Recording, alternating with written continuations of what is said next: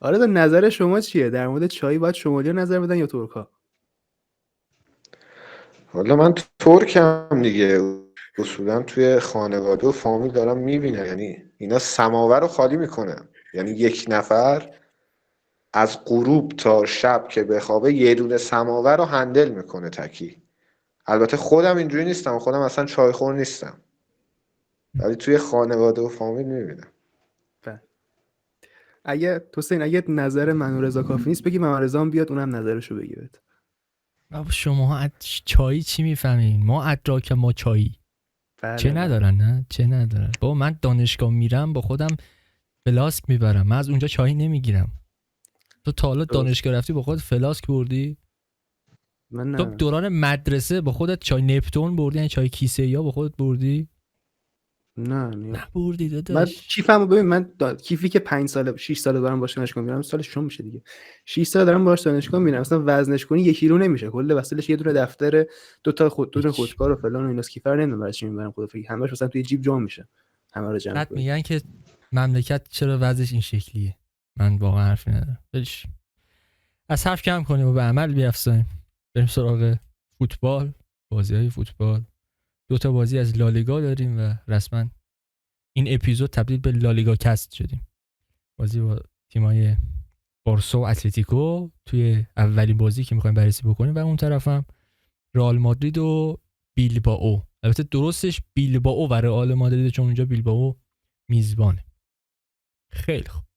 بریم سراغ بازی اول، بارسا و اتلتیکو که نهایتاً 3-1 بارسا موفق شد که اتلتیکو رو ببره. به رسم ادب از نماینده بارسا که لباس بارسا نپوشیده و یک فن من سیتی، خواستم بگم من فن سیتی، ببین اون درست بود، ولی یک فن من سیتی نشسته بارسا پوشیده و یک بارسایی با لباس سفید و تخت پادشاهی نشسته اینجا. آقا رضا سلام عرض میکنم خدمت شما و همه بینندگان محترممون. خب از کجا شروع کنم؟ میخواید علی شما آقا. اول تحلیل های تاکتیکیتون رو برید؟ نه عجله نداریم. ببین رضا، کلی حالا چند وقتی تو نبودی و حالا جالبه که نظر تو کلا در مورد این چند وقت بارسا بدونیم، و اینکه خب بالاخره یه سری مصدومای بارسا برگشتن توی این بازی و حالا فرمی که از بارسا توی این بازی دیدیم شباهت بیشتری داشت به چیزی که فصل قبل داشتیم ازشون می‌دیدیم. میخوام بدونم نظرت در مورد اینکه آیا بارسا همچنان تیم خوبیه، آیا لیاقت جایگاهی که داره رو در حال حاضر داره در لالیگا، اینکه صدرنشین هستید و خب این بازی مهم رو با پیروزی گذروندید، و اینکه نظرتو در کل در مورد بارسا تا اینجای فصل دوست دارم که بگی. خب ببین 100% اینکه 100% لیاقت این جایگاه رو داره که صدرنشین باشه، چون از اونور شرایط رئال هم آنچنان خوب نیست. یعنی بارسا قطعا شایسته بوده که صدرنشین باشه، ولی توی اشل لالیگا، یعنی الان تیمای لالیگا خیلی نمیتونن با تیمای قدرتمند اروپایی مثل مخصوصا پریمیر لیگیا رقابت کنن، ولی توی اشل لالیگا خب سطح همین الان. رئالش هم چندان شاخ نیست، اتلتیکوش هم در همین حده، هیچ وقت همیشه واسه سومی میجنگه، هیچ وقت نمیتونه بیاد با بارسا و رئال رقابت کنه واسه قهرمانی. اما در مورد شرایط بارسا نسبت به فصل قبل خیلی افت کرده، مخصوصا اول فصل که کلی مصدوم داشتیم. حالا مصدومامون هم کم کم دارن برمیگردن، شرایط یکم بهتر شده، یکم اون پرسه بهتر انجام میشه، ولی هنوز خیلی مشکلات وجود داره تو این تیم. الان ما از چسب زخم داریم استفاده میکنیم واسه دفاع راست، واسه دفاع وسط، حتی واسه مهاجم نوک. ما یه بازی لوا رو میذاریم میدرخشه، فیکسش میکنیم، میگیم این چقدر خوبه، چرا فران رو بازی میداریم. بعد بازی بعدی تر میزنه، میایم فوشش میدیم، میگیم بابا همون فران رو فیکس کن، دوباره همین چرخه ادامه داره. مشکلات زیادی تو این تیم وجود داره که باید حل بشه. این تیم نیاز به تقویت داره. من فکر نمی کنم این تیم امسال بتونه واسه چمپیونز لیگ و اینا رقابت بکنه. کلا سطح لالیگا خراب شده، فقط بارسا نیست، رئال هم همینه. و رفته رفته داره افت میکنه لالیگا. اما خب شرایط کم کم داره بهتر میشه واسه بارسا، واسه توی لالیگا. یعنی من انتظار جام اروپایی ندارم از بارسا. یه سوال دیگه هم بپرسم ازت. ما در مورد بازی بارسا و چلسی صحبت کردیم که دیون یکی از بدترین بازی عمرش رو گذرون توی اون بازی و خب توی بازی قبلیش ما نقش اریک گارسیا رو به عنوان پست 6 دیدیم، به عنوان کسی که میاد وسط قدرت تخریب به خط هافک بارسا اضافه میکنه و توی این بازی دیدیم که کلا دیونگ از خط هافک کنار رفت و زوج، حالا با برگشتن پدری از مصونیت، زوج اریک گارسیا و پدری رو دیدیم توی این بازی. این به نظرت چقدر میتونه موثر باشه و اینکه تو ترجیحت برای زوج پدری، اگر فرض کنیم که بارسا قراره با حالا اولمو یا فرمین لوپز به عنوان پست 10 ادامه بده، تو نظرت برای زوج پدری در ادامه حضور اریک گارسیا یا فرانکی دیونگ؟ 100% فرانکی دیونگ. ببینید اریک گارسیا یه سری آپشن‌ها اضافه میکنه به خط هافبک، مثلا قدرت فیزیکی، اما پست اصلیش اونجا نیست. یعنی نمیتونه تو بازی‌های بزرگ واسه ما کار در بیاره. حالا یه استثناء بود بازی با اتلتیکو، ولی خب ما توی مراحل بالاتر چمپیونز لیگ یا ال کلاسیکو من فکر نمی‌کنم اریک گارسیا مثلا بازیکنی باشه که تو خط هافبک بتونه واسه ما 90 دقیقه به عنوان بازیکن فیکس در کنار پدری واسه ما کار در بیاره. من بر این معتقدم که ما یه هافبک فیزیکی خوب نیاز داریم. البته اول فصل معتقد نبودم بر این. اول فصل میگفتم ما هافبک نیاز نداریم چون ما گاوی رو داشتیم، چون برنال قرار بود از مصدومیت برگرده. من میدونستم برنال قرار نیست سطح آنچنان خفنی به ما ارائه بده، اما خب یه جوون 17-18 ساله است که نیاز داره بازی بهش برسه تا بتونه رشد کنه. اما خب آنچنان سطحی به ما نشون نداده. گاوی هم از اون ور مصدوم شده. واسه همین ما یه هافبک فیزیکی خیلی به دردمون میخوره توی خط هافبکمون، مخصوصا توی این سبک فیلیک که خب کم داریم. اما خب تو این شرایط من موافق این نیستم که اریک گارسیا بخواد بازیکن فیکس خط هافبک بارسا باشه و دیونگو بذاریم کنار. من بیشتر برای زوج پدری همون دیونگو میپسندم. مونتا اگر ما یه هافبک فیزیکی خوب داشتیم، یه هافبک، حالا نمیگم مثلا دکلان رایس، یه هافبک مثلا در حد ادرسون آتالانتا، یه همچین هافبکی داشتیم، خیلی میتونست تو بعضی از بازی‌ها کمک کنه. حالا فیکس هم نه، ولی خب تو یه سری از بازی‌ها که با یه تیم فیزیکی بازی داریم خیلی به دردمون میخورد. درست. ولی در کل در حال حاضر دیونگو ترجیح میدم به اریک گارسیا. خیلی خوب. توسین اگه صحبتی داری میخوای بگو، اگه نه که میخوای من اسکرین رو شیر کنم و صحبت کنیم. قبل از اینکه بریم سراغ اسکرین فکر کنم خیلی دیر نمیشه، حالا وقت داریم، دوتا بازی و اینا، خیلی عجله نداریم بریم سراغ اسکرین. ببین من یه چند وقتی بود راجع به مفهوم پروژه خیلی صحبت نمی‌کردم و بهشم فکر نمی‌کردم. امروز صبح خوابم نمیبرد، مثلا ساعت 6 صبح اینا بیدار شدم گفتم یهو الکی واسه خودم در جایی مفهوم پروژه داشتم فکر می‌کردم. رفتم سراغ سکانس‌های بازی و اینا. اتلتیکو، خیلی اسم اتلتیکو رو ذهنم هک شده بود، هی داشتم بهش فکر می‌کردم. ببین الان که داریم راجع به لالیگا صحبت می‌کنیم، اسم‌هایی که حالا نه رضا، نه فرزاد، نه حسین، نه علی، غالب مردم میگن رئال و بارسا. ما به پروژه اتلتیکو اونقدری که باید بها نمیدیم و اسمی ازش نمیاریم. چرا که مثلا طرفدارای لالیگا اگر بخوان خودشون رو با بوندسلیگا مقایسه بکنن، لیگ خودشون رو سه قطبی میدونن، یعنی میدونن که سه تا مثلث قدرت برای لیگ خودشون قائلن، ولی در سخن اون جایی که باید اتلتیکو رو حساب نمیکنن. ببین من داشتم راجع به این فکر میکردم که آیا پروژه اتلتیکو پروژه لزوما موفقی الان تلقی میشه الان کار؟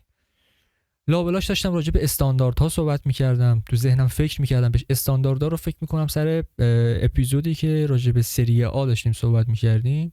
من گفتم آقا همین آلگری اگر آلگری که سرمربی میلانه سرمربی اینتر می بود رضایت بخش نبود. یعنی شما از اینزاگی برسی به آلگری برات رضایت بخش نیست، اما آلگری الان تو میلان رضایت بخش فوق العاده است. میگم استانداردها در باشگاه‌ها با هم دیگه فرق میکنن. یک مثالی ازش داشتم. ببین وقتی که یورگن کلوپ وارد لیورپول میشه، بهش زمان میدن تا تیمش رو بسازه. خب اون زمانی که هیچ دستاورد خیلی عجیب غریبی نداره، از دستاورد درست حسابی نداره، کسی بهش گیر نمیده، فشاری علیهش نیست، میاد تیم رو میسازه، تیم در CL موفق میشه و بعدش هم یه مدت بعدش هم در پریمیر لیگ. بعد از این یک افتی داره لیورپول، یک افتی رو داره، یک سری فصل معمولی رو پشت سر میذاره. در فصل معمولی لیورپول باز انتقاد خیلی تندی علیه یورگن کلوپ نیست. مثالش برای من این بود که اگر ما یورگن کلوپ رو در رئال مادرید می داشتیم، فصل معمولی یورگن کلوپ فرضی در رئال مادرید آیا انتقاد پذیر می بود یا نمی بود؟ به نظرم می بود. انتقاد می کردن علیهش. حالا اصلا بحثی که الان کردم فارغ از یورگن کلوپه، خواستم دوباره یادآوری کنم استانداردها چیه، بحث استاندارد چی. ببین من احساس میکنم پروژه اتلتیکو به مرحله درجا زدن رسیده و جایی که اینا دیگه احساس کردن ما وضع موجود وضع خوبمونه، یعنی رضایت بخش بودن وضع موجود، فکر نکردن به این که این وضع میتونه به وضع ایدئال تبدیل بشه. من حتی بخوام سختگیرانه قضاوت بکنم میگم اتلتیکو پس رفت کرد. حالا علی فصل گذشته صحبت‌های راجع به اتلتیکو میکرد، حتی توی فوتبال هم که یکی 2 قسمت رفته بود به عنوان میهمان صحبتاش داشتم گوش میدادم، یک وایب مثبتی، نسبتا مثبتی به اتلتیکو داره و فکرم میکنم که این به خاطر اون بیرون اومدن سیمونه از اون تفکرات خودشه و اضافه کردن یک سری پلن ها به بازیشه، یا شاید مثلا رویگردانیش از سبک قبلی خودش، نمیدونم، هر چی که هست. اما اینجا فکر می‌کنم نقطه اختلاف من و علی باشه. من این رو میفهمم که برای پروژه اتلتیکو این که شما بتونی اون پروژه رو بفروشی، سراغ بازی بری که کمی با این مدل قبلی خودت فرق بکنه، شاید پرفروشترش بکنه. اما من احساس میکنم همچنان لیبل اتلتیکو و لیبل سیمونه رو تیم میمونه و این تیم اونقدری که باید فروش بیرونی نداره. اتلتیکو رو بیان اینطوری اصلا اتلتیکو نه، بیان تیم ها رو بر اساس این استانداردی که من میگم یک 5 دقیقه مثلا با این استاندارد تصور بکنیم. ما تیم قهرمان داریم، تیم مدعی داریم، تیمی داریم که قهرمان رو به چالش میکشه برای قهرمانی، یعنی مثلا 3-4 فصل یک بار بیاد قهرمانی از دست قهرمانی اصلیش در بیاد. قاتل غول‌ها یا قاتل پرچمدارها رو داریم، تیمی که میاد برای بردن غول‌ها، یعنی خیلی به چشم قهرمان نگاه نمیکنه ولی غول‌ها رو میبره. لول پایینتر میاری به چالش میکشه غول‌ها رو، یعنی که حالا بازی رو سخت میکنه برای غول‌ها. یه پله میای پایینتر، جایی که دیگه اینجا به بعد داستان خطرناک میشه، تیم ضعیف کش، که باز میگم اینجا نقطه اختلاف من تو استانداردم، تیم ضعیف کش رو پایین میدونم، لات کوچه خلوت رو پایینتر از غول کش میدونم. یک پله میای پایینتر داستان بازم غم انگیزتر میشه، یعنی تو تبدیل میشی به تیم متوسط و معمولی، یک تیمی که دیگه چیز زیادی برای ارائه نداره، عین همه تیماست. اتلتیکو تیمی بود که تا الان اگر ازش صحبت میکردیم به عنوان تیمی که 3-4 سال یک بار میاد برای قهرمانی در لالیگا. اتلتیکو فرض که نه، یعنی ما اینطوری فکر میکنیم راجع به اتلتیکو که 3-4 فصل یک بار میاد برای قهرمانی. من احساس میکنم اگر الان داریم راجع به این صحبت میکنیم که رئال مادرید اوضاعش اینه، رئال مادرید که دیگه الان به جایگاهی رسیده که باید مربیش خودش رو توی تیم تثبیت بکنه، مشکلات این تیپی داره. و اگر بارسا اسکوادش این شکلیه، غرق در مشکلات مالیه، نمیدونم چی و چی، ما تا 1-2 هفته پیش داشتیم میگفتیم 2 دستگی در اسکواد و اینا داشتیم صحبت میکردیم راجبش. اگر وضعیت اینجوری نابسامانه، من باید امروز میگفتم که اتلتیکو صدرنشین لالیگا، اتلتیکو مدعی قهرمانی این فصل لالیگا. اتلتیکو چرا اون نیست؟ این سوال بزرگیه. به عنوان باشگاهی که بس دیگه خودمون رو گول نزنیم، تا کی بگیم که این باشگاه بضاعت مالی نداره؟ تا چند فصل باید بضاعت مالی نمیدونم در حد و اندازه های 2 غول اسپانیا مطرح باشه؟ چنین چیزی مطرح نیست فکر میکنم الان چنین چیزی اهمیت نداره. اما من واقعا احساس میکنم که تیم داره درجا میزنه، چه بسا میگم حتی اگر سختگیرانه بخوام قضاوت بکنم، اتلتیکو پیشرفتی نکرده که پس رفت کرده.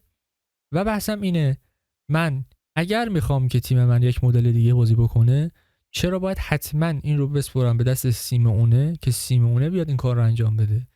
و در ادامه باز حتی صحبت‌های دیگه ای راجع به مفهوم پروژه دارم که بزرگتره، یعنی کلانتر به قضیه نگاه میکنیم. بحث مادی و مالی، بحث فروش ها هستش، بحث این که تو اگر اسکواد رو باید عمیق‌تر بکنی. فوتبال الان میخواد که اسکواد تیم ها عمیق‌تر بشه. هر باشگاهی که دنبالش نمیره یا سیاستش این شکلیه که نریم سراغ این که اسکوادمون رو عمیق بکنیم، من احساس می‌کنم محکوم به شکسته.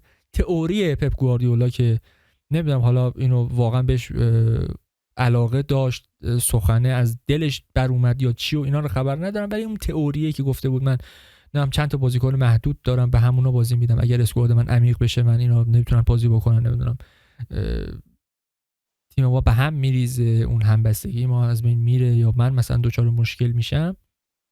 این چیزی که پپ گواردیولا باید خودش آداپته بکنه. فوتبال به این سمت رفته، حتی از لحاظ تجاری به عنوان یک سازمان، اگه فوتبال رو به یک سازمان، هر تیم رو به یک سازمان تشبیه بکنیم، حتی اسکواد عمیق اتفاقا یک نکته مثبتی برای تجاری سازی باشگاه هاست. شما سابقا نیروهای مازادی می داشتیم اگر حسابش می کردیم که اینا فقط اسکواد رو پر می کردن، یعنی استفاده ای از اون اسکواد نمی شد و قیمتش افت می کرد. این تیپ بازیکن ها رو خیلی خریدن تیم ها که بازیکنی می خرن که با قیمت بالا بازیکن خودش رو توی تیم پیدا نمیکنه، میچسبه رو نیمکت، افت میکنه، قیمتش خیلی پایین میاد یا فروخته نمیشه، به صورت آزاد سرآخر جدا میشه. نمیگم که الان چنین چیزی توی تیم ها وجود نداره، نمونهشو داریم. چلسی مثلا یکی از نمونه هاشه که میره برای مودریک اشتباه میکنه، 100 میلیون مودریک رو میخره، سرآخر مودریکش حالا به دلایل واهی و دوپینگ و موپینگ و اینجور داستانا میره اوبر کار میکنه دیگه. الان کارش به اوبر و اینا رسید دیگه، اصلا کلا 100 میلیون ضرره رو اینجا شما دیدی. نمیگم که وجود نداره، وجود داره، اما الان دیگه اون عدده به خاطر اون جابجایی مالیایی که الان داره تو فوتبال اتفاق میفته عدد قابل چشم پوشیه. سابقا اینجوری نبود. من احساس میکنم اگر به همین منوال حرکت بکنیم، حالا نمیخوام بحث پروژه اتلتیکو جدا بشیم، ولی خب نکته آخر که بعد بریم سراغ بازی، من احساس میکنم اگر همین منوال پروژه فوتبال بخواد جلو بره و اگر امثال پپ گواردیولا، یورگن کلوپ که دیگه الان در فوتبال نیست، اگر برگرده در تیم باشگاهی که نمیدونم برمیگرده یا نمیگرده، و اون و هانسی فلیک و غیره چند تا نقطه اگر خودشونو آپدیت نکنن، با این فوتبال تطبیق ندن خودشون رو، محکوم به شکستن. مسئله جالبیه، چون ببین این حرف که اتلتیکو نیاز داره فوتبالش رو بفروشه به هر نحوی، این که غیر قابل چشم پوشی، چی بگیم بهش، اینه که کارش نمیشه کرد در هر صورت. حالا اینکه آیا شما مربی درستی انتخاب کردید برای فروختن فوتبالتون یا نه، اون بحث جداییه. مسئله ای که هست اینه که ببین تو کلیت در واقع پنجره ترانسفر 5 سال اخیر لالیگا رو نگاه کنین، مجموعاً مثبته. یعنی در تایم مدیریت آقای تباس کلا بلای سر تیم‌های لالیگا اومده که مجموعاً تیم‌های لالیگا در 5 سال اخیر تراز مالیشون مثبته. یعنی ما اصلا نمیتونیم نسبت به در واقع در فرآیند خرید و فروش ما اصلا نمیتونیم ضرر بدیم و ضررمون از جای دیگه از درآمدمون جبران بکنیم. ما مجبوریم که سود بکنیم در خرید و فروش بازیکن و نمیتونیم اسکوادمون رو واقعا تقویت کنیم.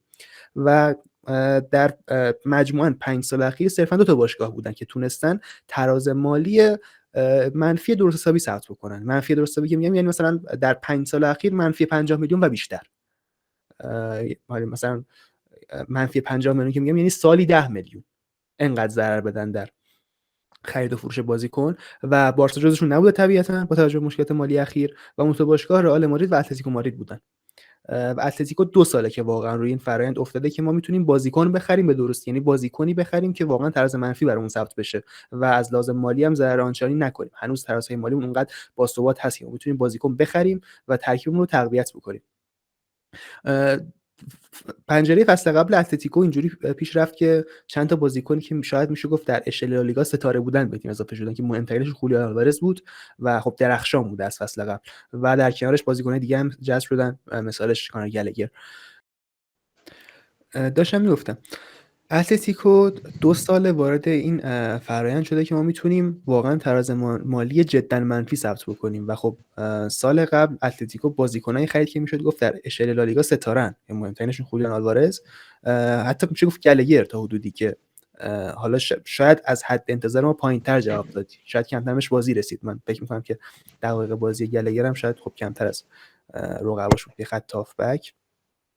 پنجره این فصل اتلتیکو اینجوری پیش رفت که ما بازیکنایی بگیریم که شاید خیلی ستاره محسوب نمیشن، یعنی به جز الکس باینایی که خب همه میدونستیم چه کیفیتی داره، در این آدم یه تنه تمام موقعیت‌های ویارال خلق می‌کرد. به جز باینا میشه گفت که بقیه خریدهای اتلتیکو هیچکدومشون به اون صورت ستاره محسوب نمیشن، واقعا بازیکنایی که برای تقویت عمق ترکیب اومدن و حالا واقعا اتلتیکو از لحاظ عمق ترکیب غنی‌ترین تیم لالیگاست. منتها مشکل اصلی اینه که وقتی شما میخواین تغییر سبک بدید، بیاید یه سبکی داشته باشید با مالکیت بیشتر، با خلق موقعیت بیشتر در بازی‌های با تیم‌های به مراتب معمولی‌تر و بیشتر مالک توپ باشید، کاری که اتلتیکو مشخصه میخواد به سمتش حرکت بکنه، یکی از مهمترین نیازها داشتن وینگر تکنیکیه، داشتن وینگری که بتونه برای شما بلاک بشکنه، داشتن بازیکنی که در کل بتونه برای شما بلاک بشکنه. سوالی که وجود میاد که اتلتیکو واقعا چند تا بازیکن این تیپی داره که بتونن براش بلاک باز بکنن. بجز چون گریزمانو که ما داشتیم به عنوان یه بازیکن خلاق که خیلی وقت از فرم ایدالش فاصله گرفته و بجز الکس باینا که میتونه این توان ارسال این پاسای خط شکن رو داره، واقعا من بازیکن در ترکیب اتلتیکو نمیبینم که بتونه براشون بلاک بشکنه، بتونه از چپ و راست دفاع براشون باز بکنه. به عنوان مثال میگم بازیکنای فیکس سمت راست اتلتیکو رو ببینی، جولیانو سیمونه و مارکوس یورنته، جفتشون بازیکنای رانرن توی فاز هجومی، جفتشون بازیکنان که میتونن فرار بکنن با توپ، بازیکن نیستن که برای تو پاس ارسال بکنن، هیچ کدومشون بازیکنان که در روی پاس میتونن فرار بکنن. یا سمت چپ نیکولاس گونزالز به نظر من بیش از حد معمولیه برای اینکه وینگر تیمی باشه که میخواد بلاک بشکنه. من خلاقیت آنچنانی در نیکولاس گونزالز نمیبینم. در انجام مسئولیت‌های دفاعی واقعا وینگر مسئولیت پذیریه، تو بعد دفاعی واقعا دوندگی بالایی داره و میتونه اسکواد پلیر خیلی خوبی باشه که چند تا پست هم میتونه بازی بکنه، ولی واقعا اون خلاقیت رو داره که بتونه براش بلاک بشکنه فکر نمی‌کنم. یا روجری به عنوان حالا کسی که بعضی وقت به عنوان دفاع چپ بازی میکنه، یا حتی هانس کوین، هیچ کدومشون بازیکن نیستن که بتونه تو سانتر عجیب غریبی بکنن، مثلا برای تو بلاک پاس خلاقانه عجیب غریبی ارسال بکنن. و اتلتیکو نیاز داره به جذب این تیپ بازیکنایی که ببین، من نظرم در مورد اتلتیکو اینه که اینا از لحاظ منطق اسکواد سازی خیلی اسکواد درست و تر و تمیز و کم نقصی ساختن، ولی این اسکواد کم نقص برای رقابت با رئال و بارسا نیاز به یکی دو تا بازیکن ستاره داره که بتونه براشون بلاک بشکنه. الان رئال وینیسیوس رو داره، حالا کاری با فرم این فصل رودریگو نداریم، رودریگو در فرم خوبش بازیکنی که میتونه این کارو بکنه. اون طرف بارسا یامال رو داره. کدوم یکی از بازیکن‌های اتلتیکو واقعا این توان رو دارن که بتونن اینجوری بلاک بشکنن؟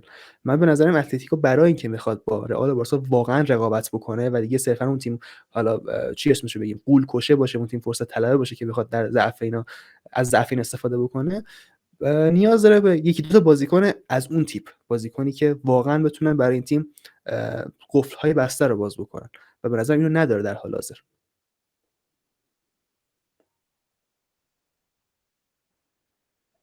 میکروفونت بسته است. عالیه. من هیچ وقت این رو یاد نمیگیرم، هیچ وقت در این زمینه پیشرفت نخواهم کرد، میدونی عین چیز میمونم، ولش کن. این رحمتی هم تو خروجا، آره خواستم این از این نزدیک به دربی هم هستیم یه حرفی زده باشیم راجبش. همچنان برام دلیل قانع کننده این نیست. علت اینه که اگر شما برنامه ریزی کردی، این که الان رئال و بارسا به خنسی میخورن، وضعیتش این شکلی میشه، خیلی دور از ذهن نبود. یعنی اینجوری نیستیم که وای ما چه پیش بینی کردیم، وای گفتیم اینا این شکلی میشن. فکر کنم قابل پیش بینی بود. این که الان نتونستی برداشت کنی این فصلو، تقصیر توئه، تقصیر پروژته، تقصیر مدیریت، تقصیر سیمونه است، تقصیر اسکواده، تقصیر کادر فنیه، تقصیر هوادار لوکاله، یعنی تقصیر همه هست. یعنی همتون مقصرین اگر الان تایتل دست شما نیست، عنوان دست شما نیست. حالا من قبلتر یادمه که همون پادکست فوتبال لب قبل از اینکه تو بری راجع به یه هوادار اتلتیکو اومده بود راجع به داوری ها، راجع به چی صحبت میکرد، این که نمیدونم بازی ها رو چجوری داورا در میارن و نمیدونم کار در میارن. اون موقع من خیلی خندیدم، خدا امیدوارم ببخشه اون فرد مذکور رو، اینا من خیلی خندیدم، خیلی مسخره کردم و اینا. ببین الان برام این اینو تئوری منم حالا شنیدم، اینو گوش دادم. به رضا گوش داده دیگه، همه گوش دادن. ببین الان نه اینکه این تئوری رو با اون فرضیات قبول داشته باشم، نه اصلا این تئوری رو با اون فرضیات قبول ندارم، به اون پررنگی که رفیقمون میگفت قبول ندارم. از الان اینجا ساید خودم رو با خودش جدا کنم، نمیدونم از اسمش هم نمیدونم، هر کی هستی امیدوارم موفق باشی هر کی هستی. تئوری که من دارم این شکلیه که الان خود اسپانیا، حالا مسئولش رو نمیدونم، هر جوری که هست باید رئال و بارسا رو توازن قدرت اینا رو با هم دیگه نگه داره. اتلتیکو اگر خودش میخواست اصلا هیچ کسی جلوش نمیتونست بگیره. اون بحثی که اینا قهرمان نمیشن مشکل خودشونه، مشکل کسی نیست. اما الان وضعیت این فصل رو من احساس میکنم ما توی اسپانیا این فصل میتونیم جام اهدایی داشته باشیم. من احساس میکنم که حالا باید ببینیم ته فصل چه اتفاقی میفته، شاید مثلا الان دارم چرت و پرت میگم، کی میدونه.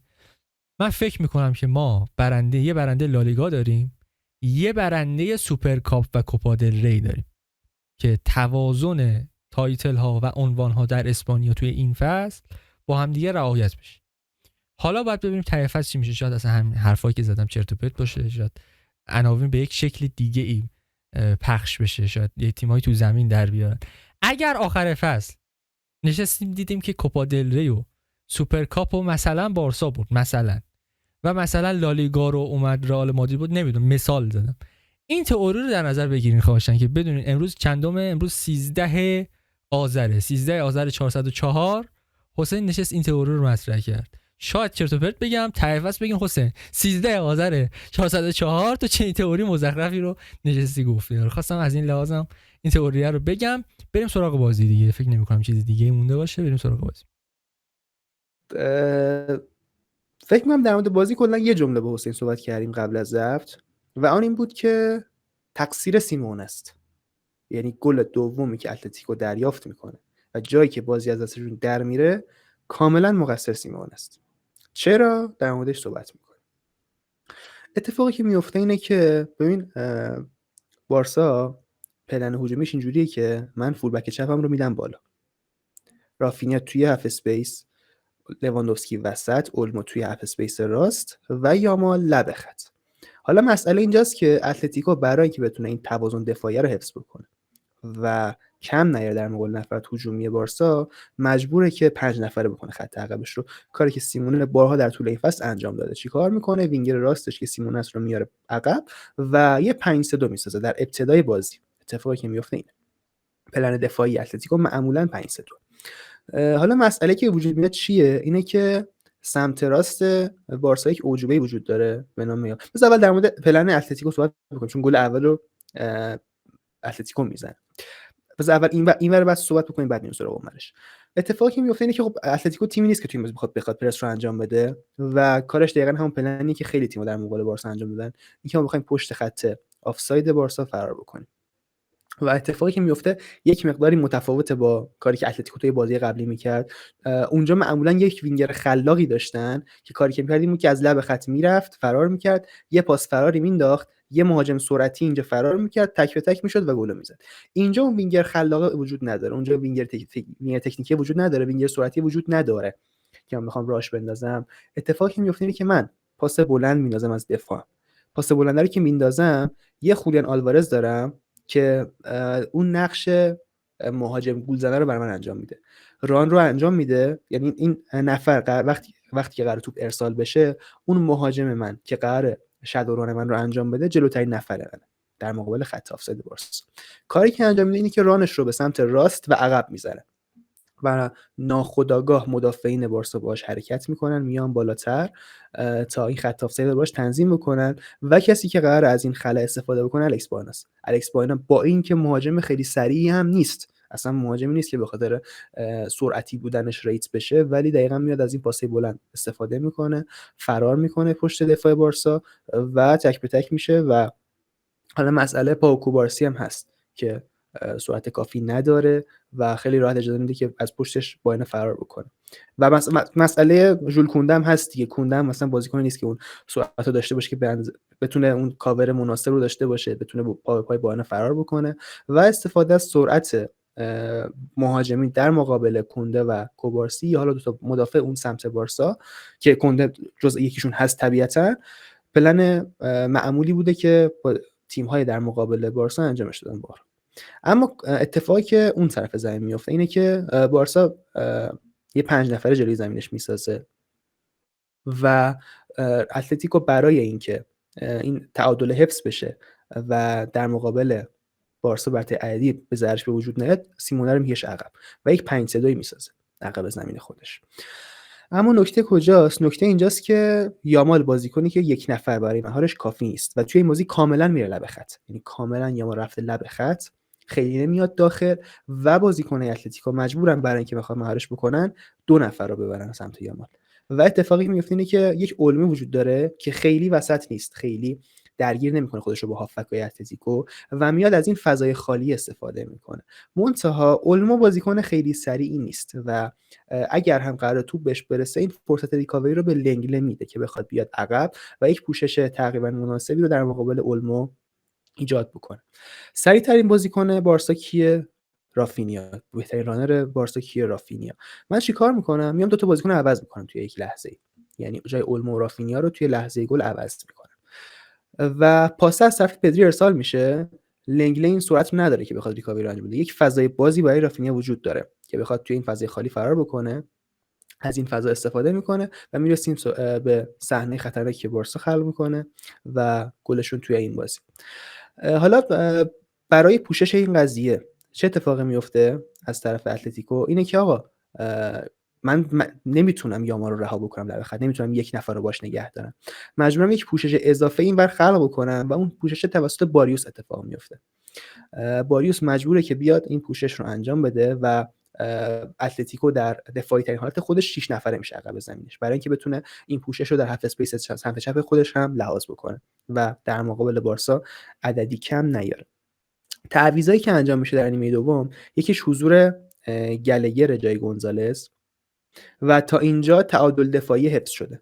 یعنی من همچنان حالا چه با اینا بیاد عقب، چون سیستم دفاعی میتونه بین این دو تا تقریبا یک جابجایی داشته باشه بین 6-3-1 یا 6-2-2، ولی معمولا 6-3 دیگه وقتی یک نفر از خط هافک کم کردی برای اینکه دیگه زور خط هافک دیگه خیلی هم کم نشه، مجبوری که یک هافک هم بیای عقب‌تر و 6-3 کش بکنی معمولا. اما جایی که بازی به هم، جایی که تعادل بازی به هم میریزه، جایی که بازی 1-1 و تعادل بازی قرار به هم میریزه، تعویضای سیمونه است برای اینکه بار هجومی ما بیشتر بشه. ما بازی توی زمین خودمونه و اتفاقی که میفته اینه که ما شاید بخوایم بازی رو ببریم.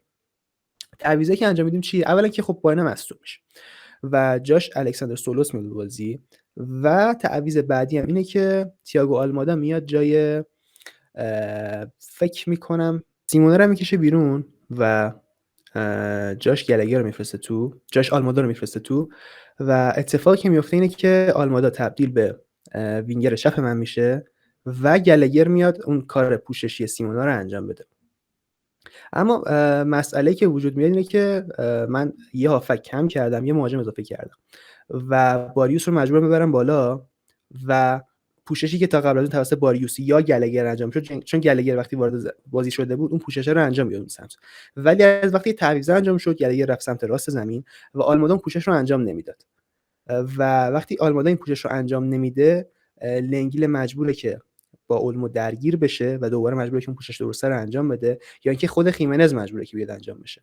و حالا اتفاقی که میفته چیه؟ اینه که توی یک صحنه لوا میتونه این بدن رو ستون بکنه و بیاد در مقابل مدافعین اتلتیکو درگیر بشه و اولمو از فضای خالی و از کمبود نفرات دفاعی اتلتیکو که اینجا وجود میاد استفاده بکنه و توی فضای خالی اولمو تک به تک بشه و گل بارسا به ثمر برسه و اونجایی که دیگه تعادل بازی به هم ریخته.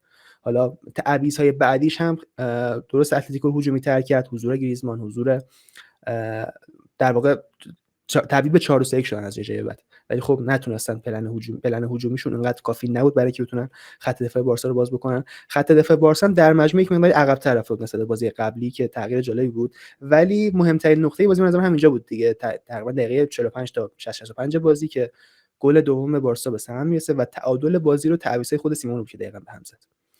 من صحبتم راجع به تخته تمام، می‌خوایم برگردیم. رضا تو نظرت چیه در مورد اتلتیکو و اینکه کلا پیش بینی خودت چی بود در مورد اتلتیکو؟ فکر می‌کردی که این بازی چه روندی قرار داشته باشه و نتیجه بازی های مطابق انتظارت بود یا نه؟ نظر من در مورد اتلتیکو، من با علی خیلی موافقم. ببین پروژه رو از یه مرحله به یه مرحله رسوندن، فینال چمپیونز لیگ رفتن، قهرمانیشون هم آوردن. خب از اینجا به بعد باید تبدیل به یکی از قدرت‌های لالیگا، قدرت‌های اصلی لالیگا، یعنی که هر سال بیاد واسه جام رقابت کنه و هر سال بیاد توی CL بیاد تا مراحل بالا.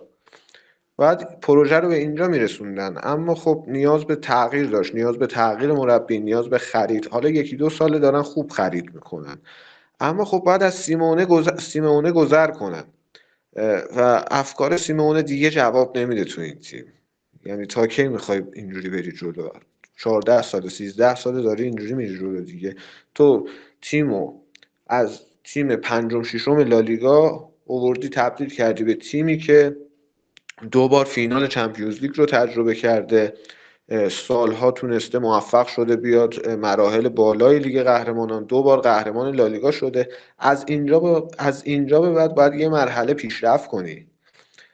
و خب میگن، من اینو شنیدم و حالا مطمئن نیستم، سهامشون رو دارن میفروشن به یه شرکتی و به آلوارز مخصوصا قول دادن که امسال تیم رو خیلی بیشتر تقویت کنن واسه قهرمانی های بیشتر که آلوارز بمونه. حالا نمیدونم این چقدر واقعیه یا نه.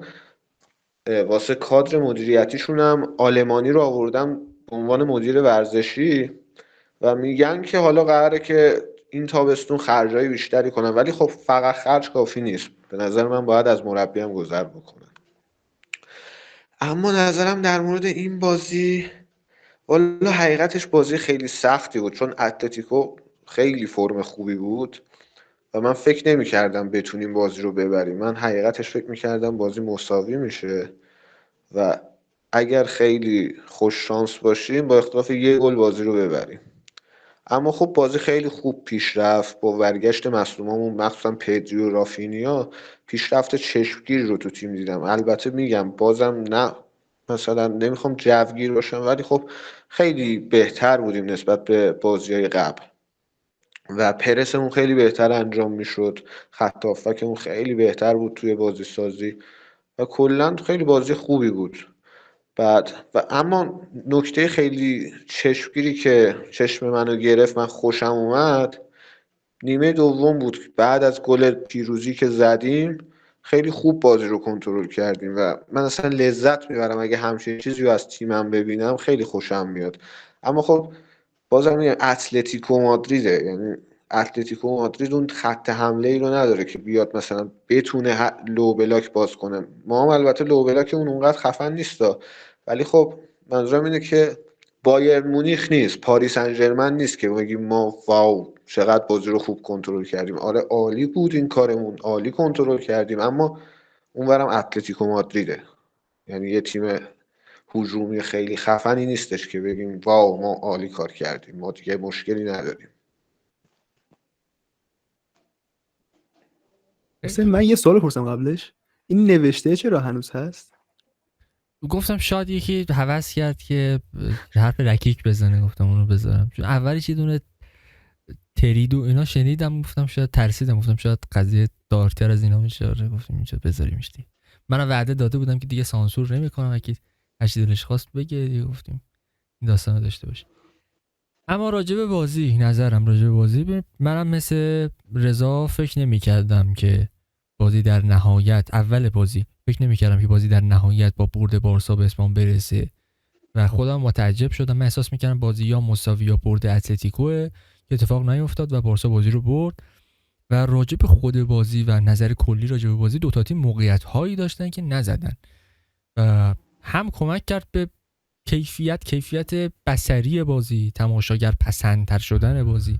پنالتی که لوانه میزنه بارسا رو تو شوک میبره، بارسایی که قبلش گل خورده میتونسته با اون پنالتی بازی رو مساوی بکنه، رافینیا که بعد جادو میکنه بازی مساوی میشه. نیمه دوم موقعیتایی که هر دو تا تیم دارن، مخصوصا اون ضربه آلمادا که نمیره و فقط حسین پشتبندش جانم پنالتی بعد گل رافینیا بود.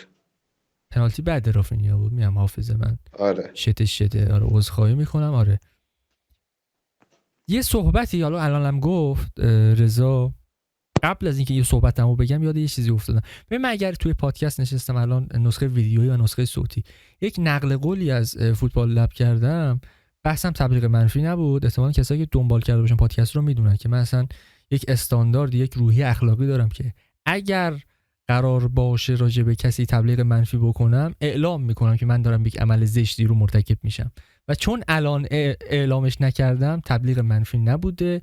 و اگر بخوام باز حمایت کنم از فوتبال لب تو این زمینه، بگم که الان از ما هم یکی میتونه نقل قول کنه. مثلا میگم نقل قولی که الان بین خود اعضای پادکست خیلی مطرح و معروفه، صحبت چند هفته پیش فرزاده که راجع به اختلاف سطح دفاعی سیتی و آرسنال صحبت میشه. یا من مثلا چه دریوری این چند وقته گفتم، علی کمک کن چی من در بیار، از خودم بگم یا خودم بزنم یه چیز در بیار از من سری بود. یادم نمیاد چیزی. با چی پیدا کنی؟ من یادم گفتم این نمیمونه. میشه. حالا فرضم من گفتم دیگه، حالا بگردین خودتون پیدا کنین. منم این چیزا گفتم. یک نقل قول لزوما مثلا چیز نیست که داریم مثلا پادکستی زیر سوال میبریم، اینا این رویه کار ما نیست. الان خواستم یه نقل قول دیگه بکنم، اون تا دیگه الان جدی اسم پادکست رو نمیگم چون به عنوان یک نکته منفی در نظر دارم یه دونه رو. ببین صحبتی که من از یه جای دیگه ای دیدم و شنیدم، اینا فکر کنم کمک میکنه بدونین که دقیقاً از کجا خطش کجا میگیره. راجع به لواندوفسکی صحبتی شده بود و ببین صحبت برام یه جایی از یه جای به بعد دیگه منطق نداره. ببین شما باید که اگر دارین کار این تیپی میکنین، کار مجازی میکنین، دارین فوتبال تحلیل میکنین، به تحلیل هم که حالا نه، فوتبال بین که دارین راجع به فوتبال صحبت میکنین مثل ما، غیر از تیم محبوب خودتون انتظار میره که بازی یک تیم دیگر رو ببینین. این که ما الان به این صحبت برسیم که لواندوفسکی در بازی‌های بزرگ خوب نبوده، منظورشون هم مثلا صرفا در دوره بارساست. این چیز جدیدی نیست راجع به لواندوفسکی ها. یعنی این در تیم قبلی خودش که نمیخوام اسم بیارم ازش، آره میخوام چیز کنم، چیش میگن، احترام بذارم به لالیگا کسب بودن این هفتم، این اپیزودمون. اونجا معروف بوده به لات کوچه خلوت، اینکه در بازی‌های بزرگ محوه و احتمالاً مهمترین بازی بزرگی که این بازیکن توش خوب بوده اون چارتایی که به رئال زدن با لباس دورتموند. میدونی این قضیهش این شکلیه که لواندوفسکی مدت هاست که بازیکن بازی‌های بزرگ نیست و شاید مهمترین پلنی که لواندوفسکی داره و قبلتر هم داشته و ازش حذف نشده اینه که اسمش کمک کرده در بازی، اسمش کری کرده در بازی‌های بزرگ. به چه صورت؟ به این صورت که لواندوفسکی رو شما که تیمت داشته باشی، مدافعای تیم حریف عقب بازی میکنن، خیمه نمیزنن رو دروازه. و فکر میکنم حالا در بازی اتلتیکو شاید اونقدی به حساب نیاد، شاید هم بیاد. حتی من میگم لواندوفسکی فارغ از پنالتی که گل نکرد، من احساس میکنم بازی قابل قبولی داشت، بازی منفی نداشت. من 3-4 تا صحنه مهم پشت باکس دارم که تصمیمات خوبی گرفته لواندوفسکی، با این که از اعماق وجودم حالم ازش به هم میخوره، ولی جدی نمیتونم انکار کنم این رو. این به هم نمیخوره، یعنی احساس میکنم من هم خوشم میاد. صداش نمیاد. آقا بازیکن به این خوبی یکی از ستاره هاتون بوده، حالا اسطوره نمیگم ولی یکی از ستاره هاتون. علی صحبت بازیکن به این دوست داشتنی. ببین صرفا به نظرم حالا اسم، حالا بحث اسمش هم هست، این بحث هم هست که تو وقتی لوا نوک حمله تیم رو به روت مجبوری مارکش بکنی و وقتی این بازیکن رو مارک بکنی یک فضایی برای بقیه بازیکنان به وجود میاد دیگه. دقیقاً اتفاقی که سر صحنه گل دوم بارسا توی همین بازی میفته، طبیعتاً لوا توی اون صحنه تاثیرگذاره. اگه لوای وجود نداشت اون گل به وجود نمیومد، اصلا به ثمر نمیرسید. یا اتفاقی که در مورد هالند توی خیلی از بازی‌های بزرگ میفته، وقتی یک مهاجم فیزیکی روش هست، یک مهاجم فیزیکی که از لحاظ فیزیکی واقعا میخونه هیکلش به هالند، میتونه آچربی باشه که 40 سالشه، میتونه رودیگر باشه، میتونه فنداک باشه، میتونه مدافعین از این تیپ باشه که از لحاظ بدنی با هالند میتونه تنه به تنه بذارن. خب این اتفاقه برای وینگرهای کناری، برای بازیکن‌های کناری، برای پست 10 های کناری میتونه بیفته که اونا میتونن فضای بهتری پیدا بکنن توی باکس بزنن و اینا تأثیری که نمیشه حذفش کرد. تو اگه لوا رو حذف بکنی این قضیه رو نداری. حالا خود لوا درسته تاثیرگذاری مستقیم کمتری داره در بازی بزرگ، ولی طبیعتا حضور لواست که باعث میشه گل دوم بارسا به عنوان مثال توی بازی به ثمر برسه. آره نکته خنده داره رو نگفتم، بگم بعدش اگر رضا اجازه بده اینو بگم چون بحث بیات میشه. این نکته خنده‌داری که حالا اون پادکست به نظر من گفته اینه که لواندوفسکی باید این رو در بازیش اضافه بکنه. یک بازیکن 40 ساله این رو باید اولا که براش ترسیم نمی‌کنه برای این سن، بعد بازیکن الان به فکر اینه که بره با نوش احتمالاً وقت بگذرونه دیگه، میخواد از فوتبال خداحافظی بکنه. این لزوما نباید چیزی رو به بازیش اضافه بکنه. ببین این موضوع سالهاست در مورد ارلینگ هالند هم دارن میگن که تو بازی‌های بزرگ محو، مخصوصا یکی دو سالی که جلوی رئال هست شدن. حمید سحری هم کاریکاتورش رو اوکی درست کرده بود که توی جیب رودیگره مثلا. خب اما خب تأثیری که توی اون بازی داره رو باید شما ببینید دیگه. مدافعای حریف و سرگرم خودش میکنه، وینگرها استفاده میکنن، خیلی ساده. خب لواندوفسکی هم همینه، شاید گل نزنه ولی اسم و رسمش، اون فیزیکش، اون تنومندیش، اون ترسی که به مدافعای حریف میندازه باعث میشه که خیلی تأثیر داره تو بازی، باعث میشه که وینگرها خیلی بهتر بتونن استفاده کنن، بتونن. همین رافینیا این آماری که پارسال داشته خیلی توش لوا تأثیر گذار بوده. لوا مدافعا رو میکشیده عقب، رافینیا از هاف اسپیس میزده داخل. خب و اینکه حالا خود ما بارسایی لاپورتا رو فوش میدیم، میگیم تابستون واسه ما باید نوک بخری، لوا وقت رفتنشه. آقا لوا درسته سنش بالاست، وقت رفتنش هم هست و ما باید نوک بخریم، ولی الان در حال حاضر تو دنیا 5-6 تا نوک بهتر از لواندوفسکی همین ورژن وجود نداره.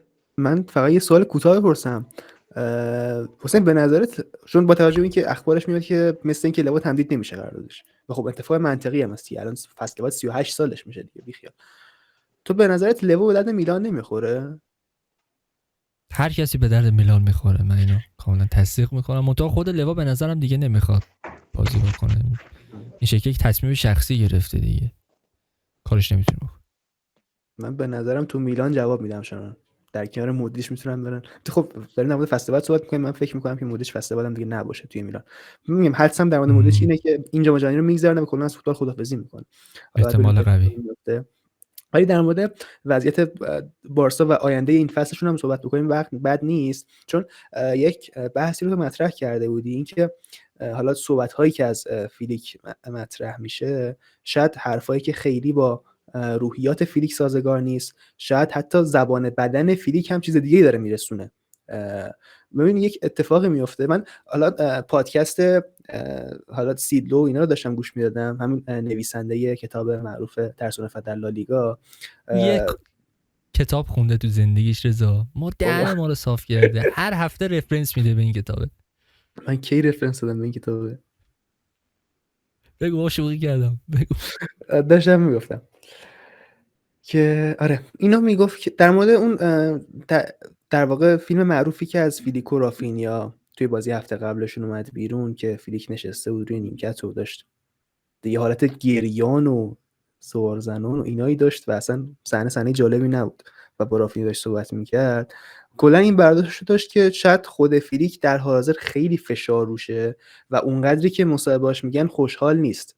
حالا نظر جفتتون میخوام بدونم که آینده فیلیک رو کجا میبینید با توجه به اینکه قراردادش تا آخر فصل دیگه در واقع تاریخ داره و اینکه خب در مورد فیلیک این پیش بینی رو میکردیم که روی یک نمودار سینوسی حرکت میکنه احتمالاً تیمش، یک فصل روی قله است، یک فصل میاد پایین‌تر توی قله و نمیدونیم قله بعدی اصلا در مورد، چون با توجه به اینو اگر بذاریم کنار حرف حسین که معتقده که دوره فیلیک در باشگاه کوتاه مدته و نهایتا مثلا 3 ساله و ایناست، این سوالو دارم از اون که آیا قله دیگری برای تیم فیلیک در کار خواهد بود یا نه فیلیک قبل از اینکه تیمش قله دیگری رو ببینه این تیمو ترک میکنه؟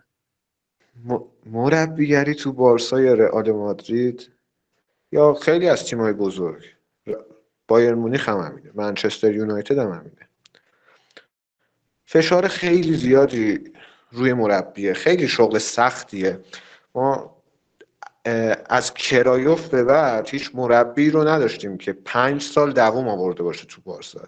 بعد شما عکس هر کدوم از مربیای ما قبل از ورود به بارسا و بعد از خروجشون رو نگاه کنی، کلی ریش و سیبیلشون سفید شده.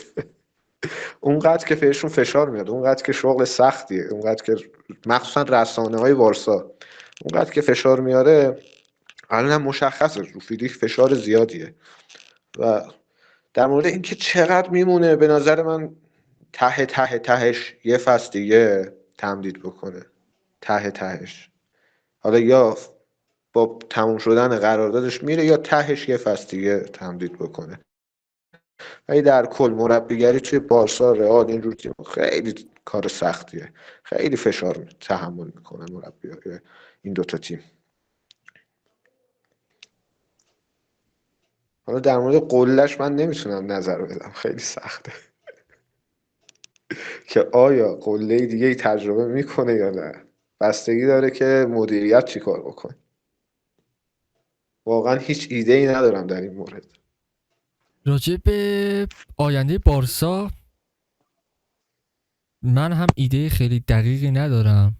ببین من راستشو بخوای، اول از اینکه نمیتونم نقش دایه دلسوزتر از مادر رو داشته باشم. یکی از اعتراض هایی که نسبت به ضبط این پادکستم دارم اینه که پادکست ما چرا ساعت 8 برگزار نشد، ساعت 9 برگزارش کردیم. یک ساعت 8 ما قرار بود ساعت 8 قرار بود برگزار کنیم، چرا ساعت 8 برگزار نکنیم؟ 8 دقیقه است منتظر بودم اونجا. آقا از این بازی کذایی 8 سالم بگذره شما بی خیال این عدد 8 نمیشین. این که شوخی بود. این که من ببین چون رضا رو خیلی گیر من نمیارم، نظرم این بود فردا ساعت 4 بعد از ظهر برگزار بشه. احتمال داره، ولی میدونی که 8 از 4 بزرگتره. قصد 4 و 11 دقیقه. نه حالا جدا از شوخی، ببین من هم نظر بودم با هوینس راجع به پروژه بارسا و خب من دید مالی رو ارجح میدونم. بالا دست همه زمینه ها مشکل مالی بارساست و داشتیم راجع به این صحبت میکردیم. قبلتر یادم در دوره ژاوی صحبت میکردیم به این که بارسا پروژهشو جوری چیده برده بالا انگار که مطمئن از این که این تیم مثلا دست به کسب عنوانهای بزرگ و مهم در لالیگا و در اروپا قراره بزنه. و برامون سوال بود که آقا ما داریم تیم ژاوی رو میبینیم، تیم ژاوی تیمی نیست که واقعا مثلا در این حد و ابعاد مثلا بلند پروازی داشته باشه. مشکلات دفاعیش رو داشتیم میدیدیم و در هجوم هم حتی مشکلاتی که داشت. من این حرف رو قبول دارم که ژاوی بارسا رو رشد داد، اما صحبت کردن راجع به کسب عناوین و یا بلند پروازی با ژاوی یه مقدار حرف گنده است میدونی. ولی خب این با فیلیک اون معجزه رخ داد و فیلیک یک فصل تیم رو مدعی کرد و از لحاظ مالی هم پیشرفت بزرگی محسوب میشد، چون دقیقاً شما جایی که فوتبالت رو بیرون زمین فوتبالت رو با توی زمین فوتبالت پیوند زدی. این ایراد بزرگی راجع به مدیریت و ریسک بسیار بزرگی. حالا بس اینه، سر همینم میگم که ما الان برای حفظ بارسا، حالا نمیدونم حرکت درستی هست یا نیست، احتیاج به تبانی داریم. یعنی الان در وضعیتی هستیم که برای حفظ بارسا احتیاج به تبانی وجود داره. سر همینم میگم من اون تئوری که دادم تئوری ما الکی رو هوا نزدم. من احساس میکنم که چون نتیجه درون زمین پیوند خورده با کیفیت بیرون زمین شما، کیفیت مدیریتی شما، کیفیت اینکه شما چقدر در میاری، چجوری قرار خرج کنی، اون سیستم خرج و درآمد تو اینا و کسب عنوان خیلی رو برندت بیشتر کمک میکنه. هیچ برندی، این حرفیه که رو برندی کمه میزنن، شما سالها برای ساخت یک برند تلاش میکنی ولی برای نابود کردن اون برند فقط یک شب لازم، فقط یک شب لازمه. یعنی باز حالا جدا از شوخی و ایناست، اون اتفاقی که مثلا برای شما رقم میخوره با اینکه مثلا از بایرن 8 تا بخوری فاجعه است برای برندینگ تو، همون قدری که برای رئال مادرید که مثلا از بارسا 5 تا بخوره، از بارسا مثلا یک فصل چند 16 تا کلا در طی یک بازی یک فصل از بارسا گل خوردن فصل گذشته دیگه. این به برند شما آسیب میزنه. هر چقدر شما ببینید که آقا ما فلان افتخار رو داریم، ما فلان کارها رو در فوتبال کردیم، به برند شما آسیب میزنه.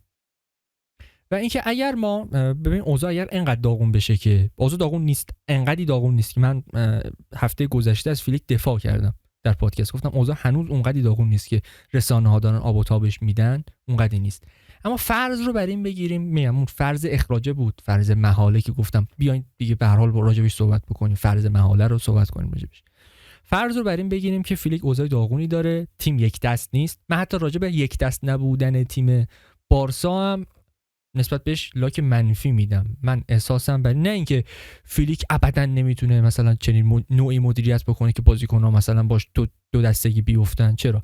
در تیم ملی آلمان با چنین مشکلی مواجه شد، اما من این رو فعلا در بارسا نمیبینم که بیام راجع بهش صحبت بکنم. فرض رو بر این بگیریم باز چنین مشکلی هست، مدیریت با مثلا با فیلیک مشکل داشته باشه، فیلیک تحت فشار باشه، خودش دلش نخواد با این ادابازی ها میزون نباشه، آقا تو تیم من دخالت میکنه، همه اینا رو قبول بکنین، نهایتا این که فیلیک از این تیم بره، گزینه بعدی برای بارسا چه گزینه‌ای باید باشه که به شما تضمین بکنه که شما ته فصل مثلا به یه تایتل هم میرسی، یک یا دو تا تایتل هم میرسی.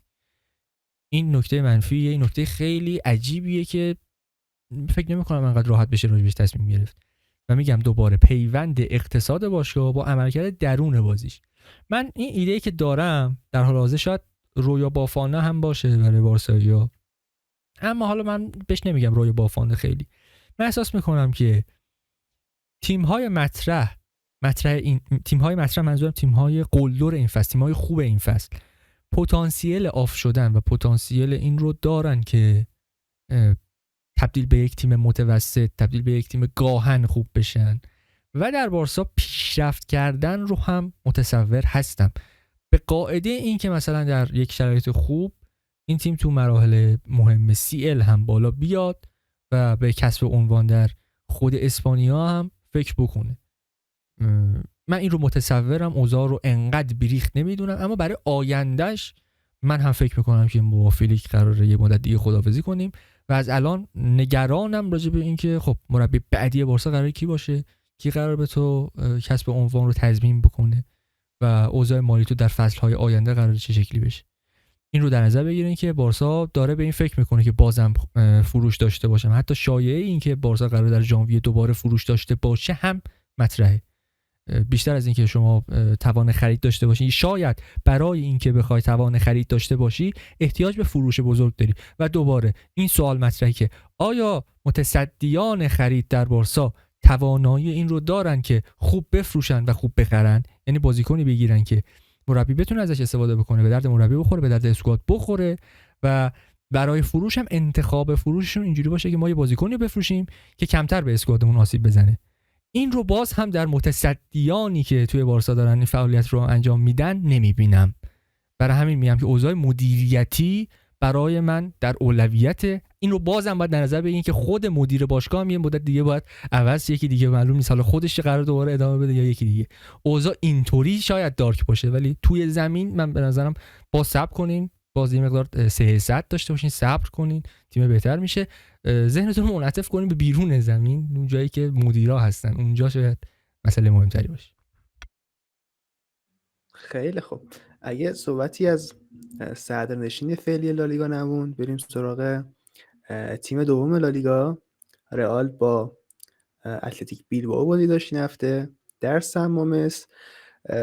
من نمیدونم چه بلایی سر بیلبائو اومده، به هیچ وجه اون تیمه، یعنی میدونم که تا حد خوبی میدونم، یعنی یک سری بازیکن‌های مهم افت کردن، کجا سانست فصل قبل، ایناکی که کلا مصدومه، نیکو ویلیامز هم افت کرد نسبت به سطح فصل قبلش و تیم خب خیلی اتفاقات ناجوری براش افتاده و غروب آفتابه یعنی ساخته شد برای اینکه ژاوی رو اذیت کنه. بنده خدا بازی مهمش جلوی ژاوی کرد و یا الیاس اومد.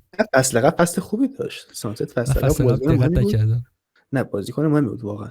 و خب اتفاقی که افتاد اینه که بازیکنای مهم هجومی بیلبائو کلا آف شدن از جای بعد.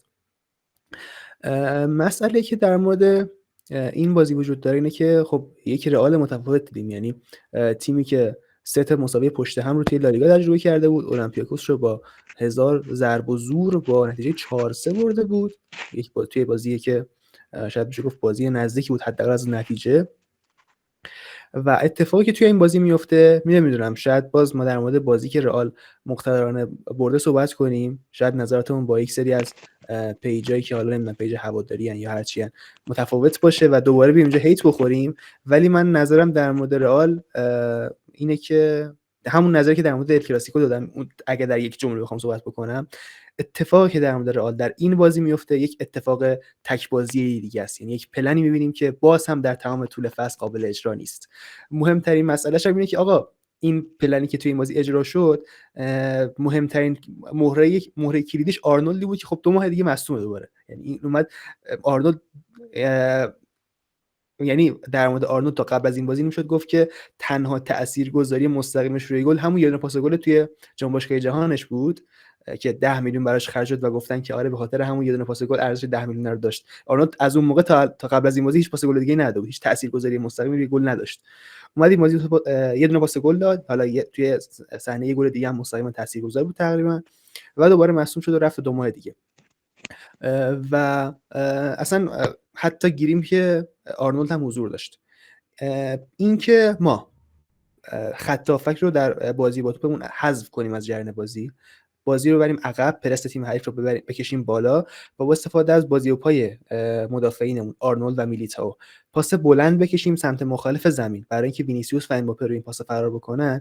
این پلن در مقابل تیمی اجرا میشه که 1 شما رو پرس میکنه، 2 شما رو پرس خوبی نمیکنه و 3 مدافعین اون سمتش از مهاجمین شما قطعا کنترن که مطمئن جا میمونن. یعنی این 3 تا اتفاق باید در تیم حریف بیفته که این پلن اجرایی باشه که در مقابل بیلبائو که از قضا این فصل تیم خوبی نیست میفته در این بازی. اما آیا تضمینی وجود داره که این پلن در مقابل همه تیم‌ها قابل اجرا شدن باشه؟ چون ما در مورد رئال 2 تا ضعف مهم داریم می‌بینیم که یکیش از فصل قبل پابرجاست، مشکل خروج از پرس که خب این در زمان کارتو وجود داشت، در فصل آخر کارتو وجود داشت و در مورد ژاوی هم وجود داره. و مسئله دوم که در مورد تیم ژاوی بیشتر داره به چشم میاد اینه که این تیم وقتی خیمه میزنه بالا که دقایق زیاد از بازی این اتفاق میفته دیگه. این تیمیه که قراره با توپ بیشتر بازی بکنه، قراره پلن با مالکیت توپش بیشتر باشه، دقایق بیشتری رو مالک توپ باشه و وقتی این اتفاق میفته نمیتونه از بلاک حریفان عبور بکنه، نمیتونه بلاک بشکنه، نمیتونه وارد اون بلاک بشه و به نظر من این مشکل هنوز باقیه و هیچ از 2-3 ماه قبل که ژاوی وارد این تیم شده هیچ قدمی برای حل شدن این مشکل برداشته نشد.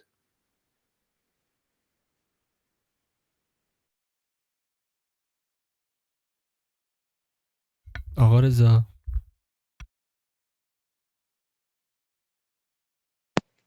جانم. جونت بی بلا. آقا رضا آماده ای دیگه، برو میکروفونت اینجوری هست، برو بگو. نه صحبت کنید، صحبت. خیلی خوب. حل. میکروفون درگیرم آجی امروز. داویه رو عوض کردم، پر سبز و اینا خواستم یه چیزی عوض کنم، بعد 2 دقیقه است دارم هرچی تاس میندازم جفت 6 میاد.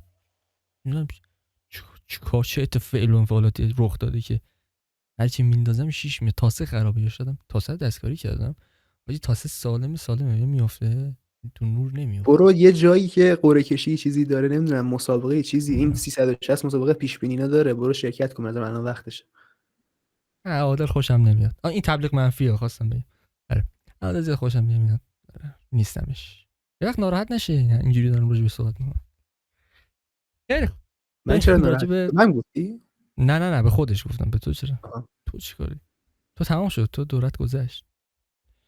بریم سراغ بازی، صحبت راجع به بازی. من هم با علی هم نظرم، حتی میخوام پا رو فراتر از این بذارم. میگم اگر در گذشته چه بسا بازی ال کلاسیکو صحبت از این بود که این یک پلن تک بازی، آیا رئال مادرید میتونه همیشه همینجوری بازی بکنه؟ من بحثم سر اینه که خب تو دل و جرأتت بالا رفته بود و تو این بازی تو میدیدی که کار راست هم تا کجا میکشید بالا برای پریس کردن و استفاده کردن از نسبتا تمام بازیکن‌ها نسبتا با بالاترین حد ممکنه اینتنسیتی و شدت بالا تو پرس میکردی. بحثم اینه که همون حرف قدیمیه که آیا تو همه بازی‌ها میتونی همینقدر پرس بکنی، همینجوری بازی بکنی. یه بحثه. یه چیزی میخوام اضافه کنم بهش، اینکه لزوما شما شدت بالا پرس بکنی همیشه خوب نیست. تو باید بفهمی که کجا باید با شدت بالا این کار رو بکنی و کجا نباید این کار رو بکنی. این حرف که آقا تو با تعداد نفرات بالا، با کمیت بالا داری اون تیم حریف رو پرس میکنی، اینجا راجع به بیلبائویی صحبت میکنیم که گردش توپش ضعیفه. سابقا صحبت کردم گفتم فرق چلسی و فرق بیلبائو این شکلی بود که بیلبائو خیلی سخت از دفاع به حمله میرسید و نتونست بارسا رو خسته بکنه. بارسایی که مشکل بدنی داشت اونقدی توی بازی با بیلبائو اذیت نشد که جابجا بشه نفراتش، مدافعینی که یا بازیکن‌های خط هافکی که اضافه میشدن تو باکس بخوام برگردن. همین رو تو این بازی هم داری تو. عملاً خب رئال مادرید تیمیه که توی انتقال منفی هم ضربه میخوره. ما بارها دیدیم توی انتقال منفی چقدر ضربه میخورد. اول از همه این که بیلبائو خفه میشه. بیلبائو خیلی خوب بالا نمیاد. اگر قرار توپو بیاره بالا خیلی دیر این کار رو انجام میده. راجع به تیم حتی نمیتونم بگم یه تیم معمولی، راجع به تیم کم کیفیت من اینطوری میخوام نظر بدم. راجع به بیلبائو یه تیم کم کیفیت چیزی که من میبینم.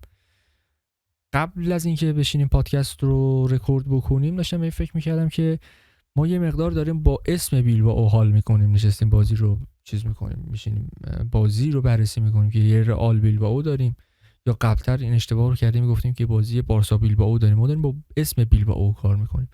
اگر ما مثلا یکی دو تا بازی از بیلبائو ابتدای فصل میدیدیم، فکر نمی‌کنم افرادی که تو این پادکست حضور دارن قبل از بازی با بارسا ما از بیلبائو بازی دیدین شما؟ من که ندیدم. حالا اگر شما دیدین که دمتون گرم. بازی ندیدیم. فکر می‌کنم اگر بازی میدیدیم اون بازی به صورت رندوم خط می‌خورد، یعنی از لیست اکسترا تایم برای بررسی خط می‌خورد.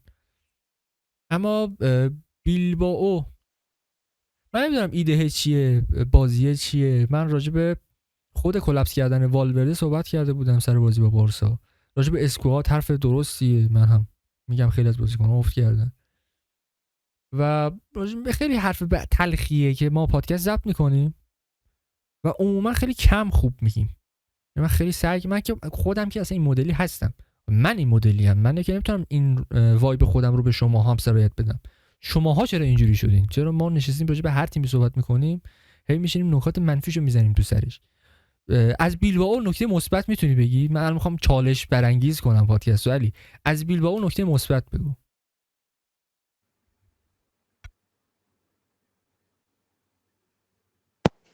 من در مورد رئالم نمیتونم نکته مثبت بگم، چرا مثل بیلبائو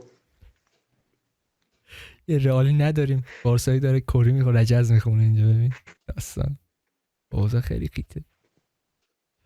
خب مثل که ما به نتیجه نرسیدیم. از بیلبائو چیزی نداریم. جوابم دقیقا همون لبخنده بود واقعا. سر تا ته بیلبائو رو نگاه میکنم واقعا نکته مثبتی نمیبینم در مجموعه این بازی. خیلی بده دیگه. راجع به تیمی که سابق بر این فصل گذشته، این چندم شدن فصل گذشته؟ چهارم شدن، چهارم شدن، درسته چهارم شدن. تیم چهارم لالیگا فصل گذشته اینقدر افت کردنش، راجع به مربی هم هست که شاید اگر خوبش رو نگفتم بعدش رو هم نگفت. اینطوری میتونم راجع به والورده اینطوری صحبت کنم.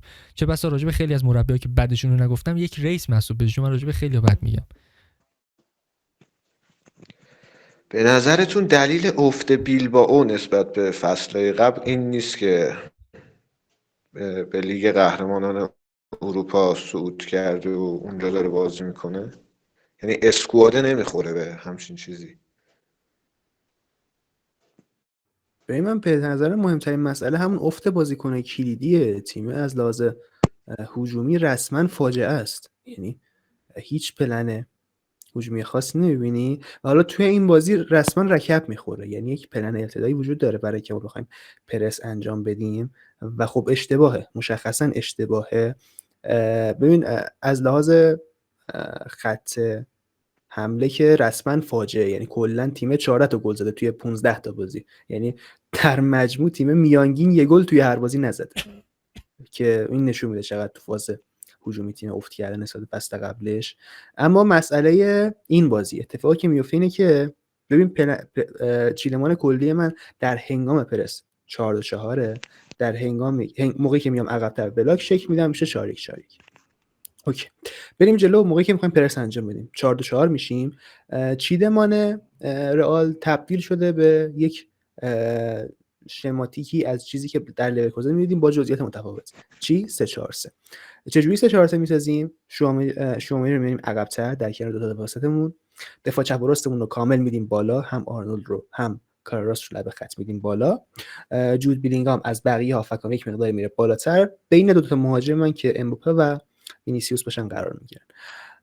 فصل قبل در مورد این فکر من صحبت کردیم که تیم ها معمولا وقتی میخوان 3-4-3 رو من مارک بکنن، خودشون هم مجبورن 3-4-3 بچینن تا تعادل چیدمانشون به هم نریزه. بیلبائو توی این بازی میخواد پرس از بالا انجام بده، حداقل چیزی که در دقایق مهمی از بازی میبینیم اینکه حداقل وقتی رئالیا رو میکشن عقب، میخوان ضد پرس بزنن، میخوان بلند بکشن زیرش، بیلبائو میره که پرس رو از بالا انجام بده. پس تو پلن پرس داری در این بازی. اگر تو میخوای پرس بکنی، تو قطعا نمیتونی پرس معماری انجام بدی با چیدمان 4-2-4. 4-2-4 هیچ ربطی به 3-4-3 نداره. تو با 4-2-4 به هیچ وجه نمیتونی 3-4-3 رو پرس معماری انجام بدی، وگرنه کل چیدمانت به هم میریزه و کیفیت نفرات مثلا به رئال نمیخونه. تو خیلی نقاط مهمی از بازی کیفیت نفراتت به نفرات رئال نمیخوره. تو میخوای 2 نفره شکل بدی در مقابل وینیسیوس و امباپه و طبیعتا امباپه رو نمیتونیم مهار بکنیم، اونم توسط لاپورت که اون هم بازیکن کندیه در چرخش‌ها و میتونه تو این چرخش‌ها جا بمونه. تو در نقاط مهمی از زمین مشکل داری، نه از لحاظ مهره میتونی رئال رو منمارک بکنی، نه از لحاظ چیدمان بازی میتونی رئال رو منمارک بکنی. پس طبیعتا پرس با کیفیتی نمیشه. حالا که نمیتونی پرس با کیفیتی انجام بدی، کاری که رئال میکنه اینه که زمان داره برای اینکه بتونه پاس بلند ارسال بکنه و کیفیت نفراتشون هم داره. هم میلیتائو توی این بازی نشون داد و هم آرنولد که اصلا مشخصه بازیکنایی هستن که میتونن پاس بلند برای تو ارسال بکنن. خط دفاعی تو وقتی اونقدر میاد بالا، طبیعتا پشت خط دفاعی میتونه فضا به وجود بیاد و اینکه بازیکنی هم که در مقابل وینیسیوس توی این بازی داره بازی میکنه، لکوه، بازیکنی که از وینیسیوس فاصله میگیره، جا میمونه، خیلی راحت جا میمونه، توی چرخشو کنده. اینکه از وینیسیوس جا میمونی نکته خیلی منفی نیست، خیلی فول بک هستن که از وینیسیوس جا میمونن. اینکه چرا تو تنظیم فاصلت اشتباه میکنی که وقتی میدونی از وینیسیوس کنتری باش حرکت نمیکنی، نمیچسبی بهش، ازش فاصله میگیری و توی استارت طبیعتا جا میمونی، شانس جا موندن توی استارت رو برای تو بیشتر میکنه. این بازی که مشکل تاکتیکی دیگه است و اینکه اینو میخوام بگم که رئال لزوما از 3-4-3 شدنش توی این بازی اگر در مقابل تیم خوبی بود نمیتونه چیز زیادی به دست بیاره. یعنی به خودی خود به ذات 3-4-3 شدن رئال مشکلات این تیم رو با توپ در هنگام خیمه زدن حل نمیکنه. من باز هم در هنگام 3-4-3 شدن چیزی از رئال نمیبینم. ضعف پرس بیلبائو که اجازه میده 3-4-3 شدن رئال براش آورده داشته باشه و این مسئله هست که هنوز خود رئال در هنگام مالکیت توپ چیزی خلق نمیکنه. میگم مهمترین موقعیت هایی که از رئال داره خلق میشه موقعی که بیلبائو داره با شدت تمام پرس میکنه، پرس درستی نیست، کاملا میان بالا ضد پرس میخورن و این توپ پشتشون ارسال میشه.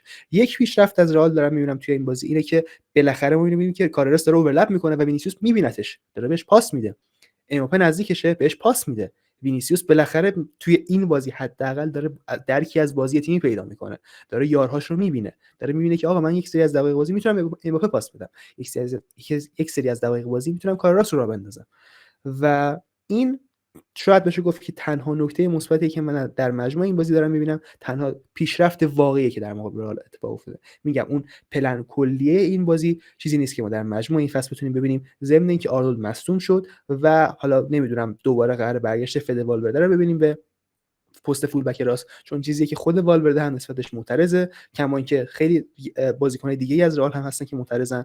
اوکی، این انتقاد از طرف هواداری رئال داره وارد میشه که رودریگو 30 تا بازی گل نزده، این آدم داره رکورد گل نزدن مهاجم‌های تاریخ رئال رو جابجا میکنه. اوکی، رودریگو مشکل داره، وینیسیوس چرا بده؟ وینیسیوس آخرین نمیدونم تو این بازی تاثیر مستقیم داشت روی گل یا نه، چون آمارش من قبل از این بازی داشتم چک می‌کردم، اتفاقی که افتاده بود این بود که فکر میکنم وینیسیوس راحت 7-10 تا بازی بود که توی لالیگا هیچ تاثیرگذاری مستقیمی روی صحنه گل نداشت. یعنی یک خوش‌سالی خیلی شدید برای بازیکنی که روزی مدعی تو به طلا حساب میشد. چرا وینیسیوس بده؟ چرا جود بیلینگام اون بازیکن فصل اولش نیست؟ چرا فد والورده نارضیه؟ فد والورده بازیکنی نیست که لزوما خیلی بر تو حاشیه وجود بیاره. چرا آرنولد در نیامده؟ چرا ماستانتونو که اول فصل خوب بود از اینجای بعد کلا وارد بازی رئال نمیشه؟ و این دلیل افت این همه بازیکن و گفتیم فقط یه دونه بازیکنی که زیر نظر آلونسو واقعا رشد کرده، اونم گولره که اونم از جریان بازی حذف میشه. چرا؟ چون رئال تصمیم میگیره که کلا خط هافک رو از جریان بازی با توپش حذف بکنه. طبیعتا در همچین سبک بازی بله تو گولر رو میتونی حذف بکنی که تنها نکته مثبت این فصل تو حساب میشد، ولی بازم سوال آیا رئال میتونه این پلن رو در تمام بازی انجام بده؟ به نظر من که نه. من فکر میکنم که صدا میاد. آره صدام هست. فکر میکنم که امباپه هم البته اینو به پای مربی نمی نویسم، ولی امباپه هم رشد کرد نسبت به فصل گذشتهش. مثلا میگم که دو نفریم، یعنی آردا گولر و امباپه رو با هم دیگه داریم. ولی چقدر حرف قشنگی زدی، چون یه جای دیگه ای که صحبتش بین بچه‌ها هست. آقا این ویدیو رو وا می‌کنی؟ بازیکنامون بد بودن، بازیکن‌ها زیر مربی کشیدن. اون ویدیو رو وا می‌کنی؟ برزیلیای احمق نمیدونم فلان بوق. این ویدیو رو وا می‌کنی؟ مورینیو هم همین کیفیت رو داشت. آمار نمیدونم آلونسو با مورینیو یکیه. اون ویدیو رو وا می‌کنی؟ من اصلا کاری ندارم. اول از همه که من نظرم راجع به آلونسو همون اول دادم. تا ابدم نظرم راجع به آلونسو همین خواهد بود. عین این تاسایی که دارم میندازم و جفت شیش میاد، شما به این حرف منم چیز کنین، اعتماد کنین قشنگ. چون شما که نمیبینین که تاسا چی میاد، شاید تاسا یک بیاد من به شما گفتم 6 میاد، ولی همینقدر اعتماد کنین راجع به حرفی که راجع به آلونسو زدم. میگم تو در نهایت من این چیزی که اذیتم میکنه این شکلیه که اگر آنجلوتی مربی رئال بود الان، شما بازم این صحبتو میکنی که آقا بازیکن‌ها زیر مربی کشیدن، آی نمیدونم اسکواد فلان بیساره، آی برزیلیامون اینجوریان. فصل گذشته میشستی نگاه میکردی میگفتی بابا آنجلوتی اینجا اشتباه کرده، آنجلوتی اونجا اشتباه کرده. من یه مدت پیش میگفتم که آقا رئال مادرید مثلا این جزئیات نسبت به فصل گذشتهش پیشرفت کرده. الان سختگیرم، من واقعا پیشرفتی نمیبینم در رئال مادرید. من واقعا پیشرفتی در رئال مادرید این فصل و فصل گذشته نمیبینم.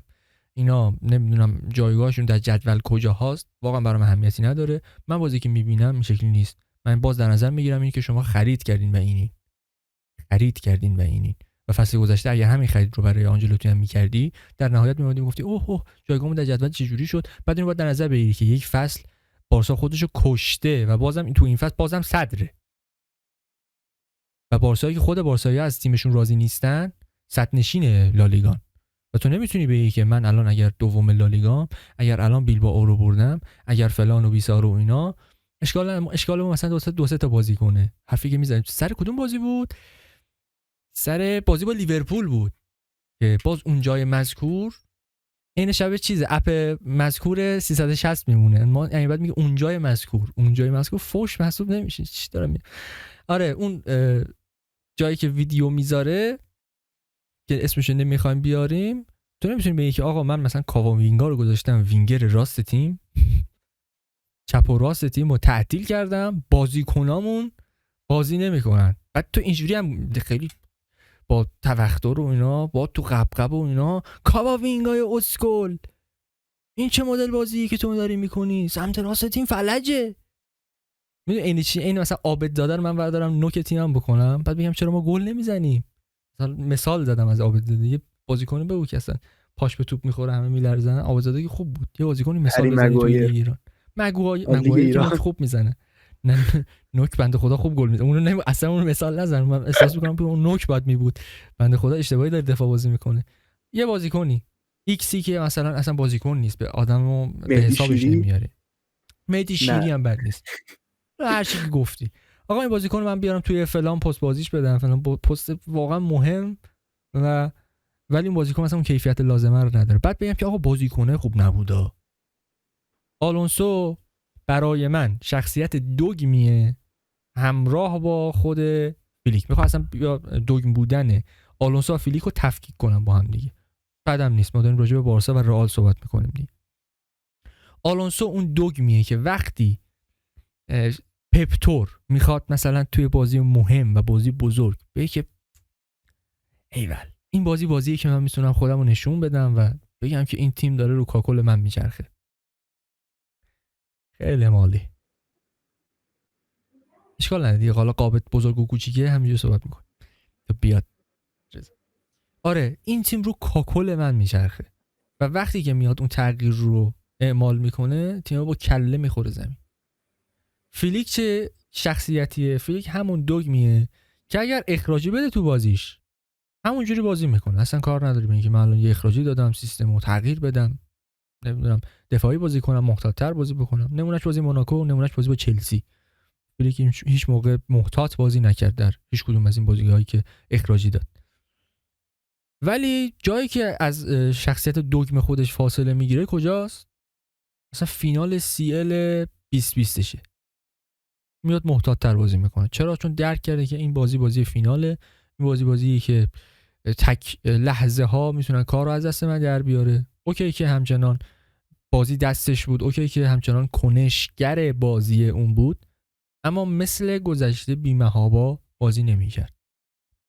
از این اکت های فلیک قطعاً کسایی که بازی فلیک رو در بارسا دنبال کرده باشن بیشتر از من، چون من اونقدی دنبال نکردم، منم اندازه یه شخص ساده ای که بازی مهم بارسا رو دنبال میکنه یا چند وقتی بار اگر وقت داشته باشه. مثلا با بازی سلتا ویگو بود که بازی باحالی شده بود، درسته؟ در وقت پیش مثلا اون بازی رو نمیدونم چی شد، آخر شب بود، بیکار بودیم، من و علی نشستیم دیدیم، به صورت اتفاقی رندوم نشستیم بازی رو دیدیم و حالم کردیم با بازی فوق العاده ای بود. مگه که این شکلی مثلا بشینیم بازی رو ببینیم، برای کسی که حرفه‌ای‌تر نشسته باشن دیده باشن، برای کسی که پیگیرتر باشن، قطعاً چنین اکتایی از فلیک دارن. و ببین این تازه حد خیلی بالایی از انتظاراتیه که ما نسبت به یک مربی داریم. تعامل بخش اولی است. اسم تعامل اومد، من یاد موتا و آنژه میافتم، دو تا مربی فقید فوتبال. آره جفتشون تعامل رو نداشتن. آنژه که وضعیتش بدتر بود، یعنی اوکی مثلا موتا هوادارا دوستش نداشتن ولی هوادارا مثلا به خونش تشنه نبودن. آنژه هوادارای تاتنهام به خونش تشنه بودن. این در این حد که مثلا تو قهرمان شدی برای ما واقعا مهم نیست، خدافظ. کسی از اخراج مثلا آنژه ناراحت نیست اینجا. و تازه قبل از این بود که تو کیفیت درونی تیمت داغون بشه. اون سر قضیه بازی سیتی تاتنهام 2 فصل گذشته است که هوادارا وقتی گفته بودن که آقا تیم ببازه و اینا، من با این که میگم که اکتش درست نیست، منطق آنژه درسته. من منطق آنژه رو میگیرم، اوکی کاملا منطق اخلاق گرایی داره که ما باید روحیه برنده داشته باشیم، ما لوزر نیستیم، که هرچند چرت و پرت داری میگه تاتنهام لوزره، ولی خب چون اینو کنته گفت، سلطان کنته گفته، من میگم، من دارم نقل قول میکنم، نظر خودم نمیگم، ولی حرف آنژه رو میگم، میفهمم، ولی اکت نادرستیه. تو نمیتونی برگردی به هوادارا هیس نشون بدی به عنوان یک مربی. اکت درست‌ترش سیمونه این کار رو نکرده. من بس داریم راجع به لالیگا صحبت کنیم، مثال لالیگایی هم میزنم. احتمالاً خیلی اتفاق افتاده اولتراهای اتلتیکو رفتارهایی کردن، من نمیگم که سیمونه موافق بوده یا مخالف بوده، احتمالاً موافقم بوده، چون از سیمونه برمیاد نسبت به این رفتارهای اخلاق گرایی این تیپی فکر نمی‌کنم داشته باشه. شاید هم داشته باشه، ما قضاوت اینجوری نمی‌کنیم، یه مثال اینجوری زدم. ولی مثلا من سیمونه به یاد ندارم که برگرده رو به هوادارا مثلا خیلی با تحکم هیس بگه و اینا. چرا هوادارا رو تهییش کرده که آقا از تیم حمایت کنید؟ هوادارا رو با این زبان بدن مهمه دیگه، ما داریم راجع به زبان بدن هم صحبت، زبان بدن فیلیک و زبان بدن آموری نشستیم تو پادکست صحبت کردیم. حالا بچه‌ها یادشون نمیاد من فصل اول نشستم تحلیل کردم داورهای سری آ رو. فصل اول پادکستمون دنیل دووری نشستم راجع به اونا صحبت می‌کردیم. بنده خدا زبان بدن هم اهمیت داره. تو هیست با اینت که آقا آرومتر، این نشانه تسلیم من نسبت به شما هاست، آقا من خادم شما ها، من این فازای این تیپی، این یعنی که ببین اینجا من حکم میکنم، خفه شین. این درخواستمون دست آفرین. خب تا اینجایی رسیدیم که آقا زبان بدن اهمیت داره، تعامل خیلی مسئله مهمتری نسبت به دانسته های تو در درون زمین. من حتی دوگم بودن هم بالاتر از دانسته ها دیدم، یعنی یه جایی که شما میدونی چه کاری درسته چه کاری غلطه، اما با اینکه میدونی اشتباه میکنی، که حالا مثال هایی نمیزنم، اون مثال اسمشو نبر، گفتم من دومین دشمنشم هم هست، اون شخص دوگمه اینجا هست. هر چقدر تو مثلا تو یک بازی بیای عملکرد واکنش گرایی داشته باشی، از دوگ بودنت اونقدی کم نمیکنه، دوست داشتنی ترت میکنه، ولی از دوگ بودن کم نمیکنه. بحثم اونجا نیست، بحثم اینه که تعامل اولین چیزیه که باید داشته باشی. من تو رو با تعاملت میسنجم. یک خبر بسیار نگران کننده ای اومده بود بیرون، اوایل فصل بود، شاید هنوز بازی‌های لیگ ها شروع نشده بود، بعد از اتمام جام جهانی باشگاه‌ها بود که ژاکا مصاحبه کرد، چند تا از بازیکن‌های لیورکوزن مصاحبه کردن و من اون موقع انقدر حرف رو جدی نگرفتم، گفتم که اینا اولا که از لورکوزن جدا شدن، بعد که خود آلونسو از لورکوزن جدا شد و حالا مثلا نشستن صحبت کردن، شاید خیلی بار واقع گرایانه نداشته باشه اون مصاحبه. اما الان اگر نگاه میکنم میبینم که خیلی با شرایط فعلی جور در میاد که آلونسو تعامل لازمه رو در تیم نداره، با اسکواد تطبیق پذیری پیدا نکرده و دقیقاً ژاکام همین رو میگفت که آقا ما با ما کم صحبت میکرد. این خیلی حرف مهمیه. آلونسو با ما کم صحبت میکرد و معمولا ما با دستیارهای آلونسو در طول مدتی که آلونسو حضور داشت صحبت میکردیم، میومد تاکتیکشو میگفت ما اینجوری قرار بازی بکنیم و خدافظ. ما اونطوری که باید با آلونسو ارتباط برقرار نمیکردیم و اینجا رئال مادرید شما سویچ کردن از یک شخصیت پدر محوری مثل آنجلوتی برسی به شخصیت چه اسمی میشه براش گذاشت، شخصیت بی تفاوتی که ازش نقل میکنن. باز هم میگم من نه تو اسپانیا زندگی کردم، نه بابا ننم اسپانیایی هن، نه اصلا پامو از سلفچگان بیرون نذاشتم. من هم تو همین ایران زندگی میکنم، نمیدونم اون قضیه اونور چیه. من خبر ندارم که آلونسو واقعا این حرفی که میزنن درست هست یا نیست. اگر درست باشه حرف خیلی بزرگیه و من نمیتونم متصور بشم که شما یک پروژه رو با مربی ادامه بدی که اسکواد باش ارتباطی برقرار نمیکنه، با مربی ادامه بدی که اگر قهرمانی بوندسلیگا گرفته، من سیب زمینی آپسخور، من آشخور معتقدم که همین میزان تعامل که نه، تنفر نسبت به توخل در تیم خودش وجود داشته که باعث شده تو قهرمان بشی. تو کیفیت فنیش رو داشتی، اما اگر یک تیمی اراده می داشت، یک تیمی که دوم هم نشد سوم شد، آیا تو باز هم میتونستی اون فصل قهرمان بشی؟ و بالفرض که قهرمانی گرفتی، تو در کارنامت همون قهرمانی رو داری، علاوه فنی تو همون یه دونه قهرمانی داری و بازم میگم نیمکت رئال مادرید برای آلونسو جای بزرگیه. تو میتونی این تصمیم رو بگیری به عنوان مدیریت رئال مادرید، به عنوان پرز، که تصمیم بگیری که آقا ما با آلونسو ادامه میدیم، پی اینا به تنمون میمالیم که فصل بعدی مثلا دوباره بازیکنامو درخواست خروج بدن. بالاخره نمیتونه تا ابد بازیکن بدون تعامل نمیتونی نگه داری، بازیکنی که راضی نیست، بازیکنی که مدام داره پستش یه جور دیگه ای تعریف میشه و اگر قبلا این رو میپذیرفت به دلیل تعامل بود، به دلیل اینکه آقا با من صحبت کرده شدن، من نقش حمال رو ندارم، من نقش کمک کننده به تیم رو دارم. وقتی که ببین دوره همون قضیه زاویه بدن، زبان بدن هست دیگه، من این موقع دارم به تو میگم که ببین خیلی لطف میکنی اگر اونجا این کارو بر من بکنی. من به علی میگم که داداش خیلی لطف میکنی اگر امروز مثلا این بخش کار با تو باشه. یه جاست دارم تحکم میکنم، ببین علی این کار با تو، اون طرفش بر میخوره دیگه. خیلی ساده است. بعد داریم با نسل جدیدی این صحبت رو میکنیم. این حرف آخرم باشه بعد پاس بدم و بریم. درخواست داشتم به این فکر میکردم که من اگر بازیکن‌های اروپایی در ایران زندگی میکردن و با شرایط ایران مثلا برخورد میکردن، اگر اینها درس نظام توی ایران میخوندن، اینا مثلا میرفتن سربازی توی ایران، بازیکنی که مثلا وینیسیوسی که تو دقیقه 70 کشیدیش بیرون، بهش بگن که برو بالا برجک، مثلا تو 48 ساعت بدون خواب باید بری بالا برجک، بهش برگردن بگن که آقا کفش واکس بزن، بهش بگن که مثلا فلان کارو بکن، توالت بشور، بعدم هی هم سرش قور بزنن که تو کارتو انجام نمیدی، بهش فوش بدن و اینا، تحقیرش بکنن. اون مثلا چند ثانیه طول میکشه به خودکشی فکر بکنه. ما داریم راجع به نسلی صحبت میکنیم، حالا نمیگم صرفا ایرانی ها یا مردمان این تیپی، کلا تو خود ایران هم همینه. داریم با نسلی صحبت میکنیم که نسبت به نسل گذشتهش، نسل‌های گذشتهش تغییر عقیدتی پیدا کرده، تغییر روحی پیدا کرده، انگیزش تغییر کرده.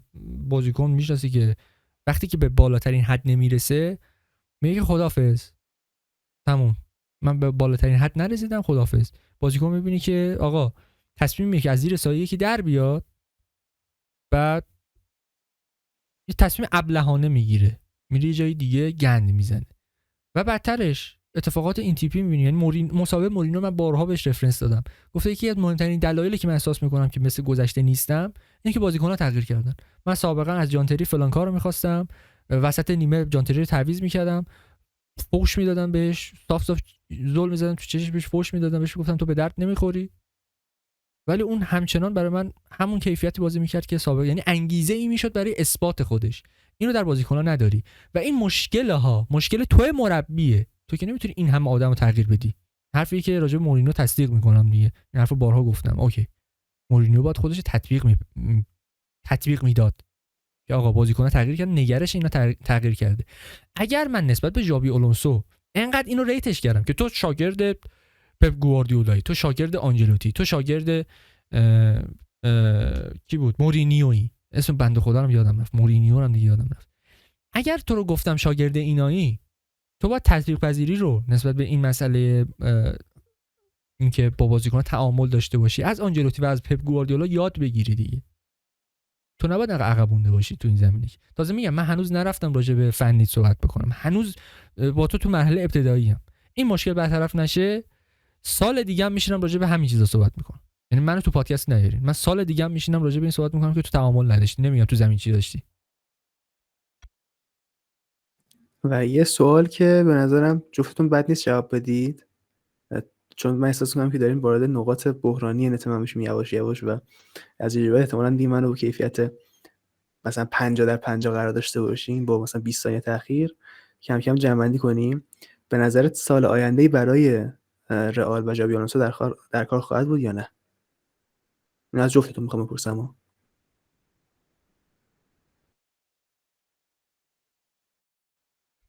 ابوالرضا کف کردیم، ابوالرضا دو خطم شما بگو.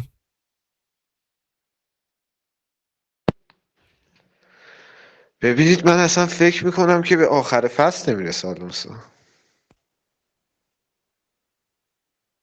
چرا؟ ببین آخه من فکر نمی کنم که اونقدر رئال رقیبای قدری داشته باشه که رئال مثلا پایین‌تر از رده سوم ببینیم. نهایتا به نظر من مثلا همون سوم اینا بدترین جایی که توی لالیگا میبینمشون. بحث رخکن با آلونسو کنار نمیاد. بازیکنهای بزرگش مخصوصا بیلینگام، والورده، وینیسیوس، رودریگو. الان وینیسیوس مثلا برگشته به پرز گفته که اگر آلونسو بمونه من تمدید نمیکنم. خب اینکه مثلا یه بازیکن مثلا 150 میلیونی 180 میلیونی رو رایگان از دست بده رو قبول میکنه پرز، یا تغییر مربی حالا با 10-20 میلیون یورو خسارت. خب این بحث الان گزینه هم مثلا مطرح میشه. والورده یه بازیکن یه هافکی بود که به عنوان یه هافک 150 میلیونی ریت میشد. خب الان ارزش این بازیکن چقدره توی مارکت با افتی که داشته؟ اگر همینجوری ادامه پیدا کنه اسکواد ارزشش افت میکنه. من فکر نمیکنم پرز با این کنار بیاد. خب این مسئله گزینه هم مطرحه دیگه. آیا رئال وسط فصل میتونه گزینه پیدا بکنه که مثلا نمیدونم اسم از گزینه‌های مثل راول و آربلو و اینا مطرح میشه برای رئال؟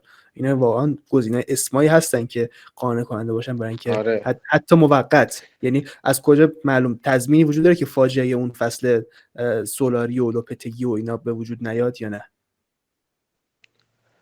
من احساس میکنم که اگر آلونسو نتونه تیمو جمع جور کنه، اسکواد رو همراه خودش بکنه، همین تا به آخر فصل نمیرسه، یه مربی موقت میارن، یا سولاری یا راول یا آربلوا، یه همچین گزینه هایی رو میارن. قبلا هم پرز انجام داده.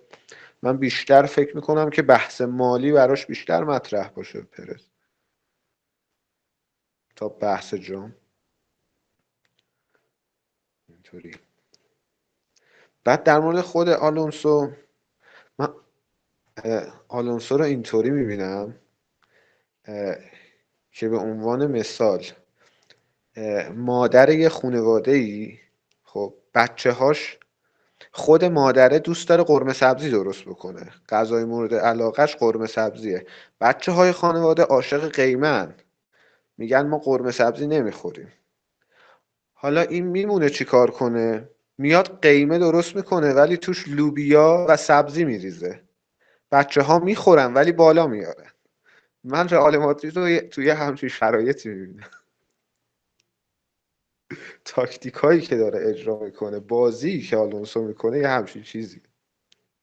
راجع به مسئله که عنوان شد، آیا آلونسو فصل آینده با رئال میمونه یا نه، آیا به ته این فصل میرسه یا نه، من هم میگم که گزینه موقت یه مقدار ریسکیه.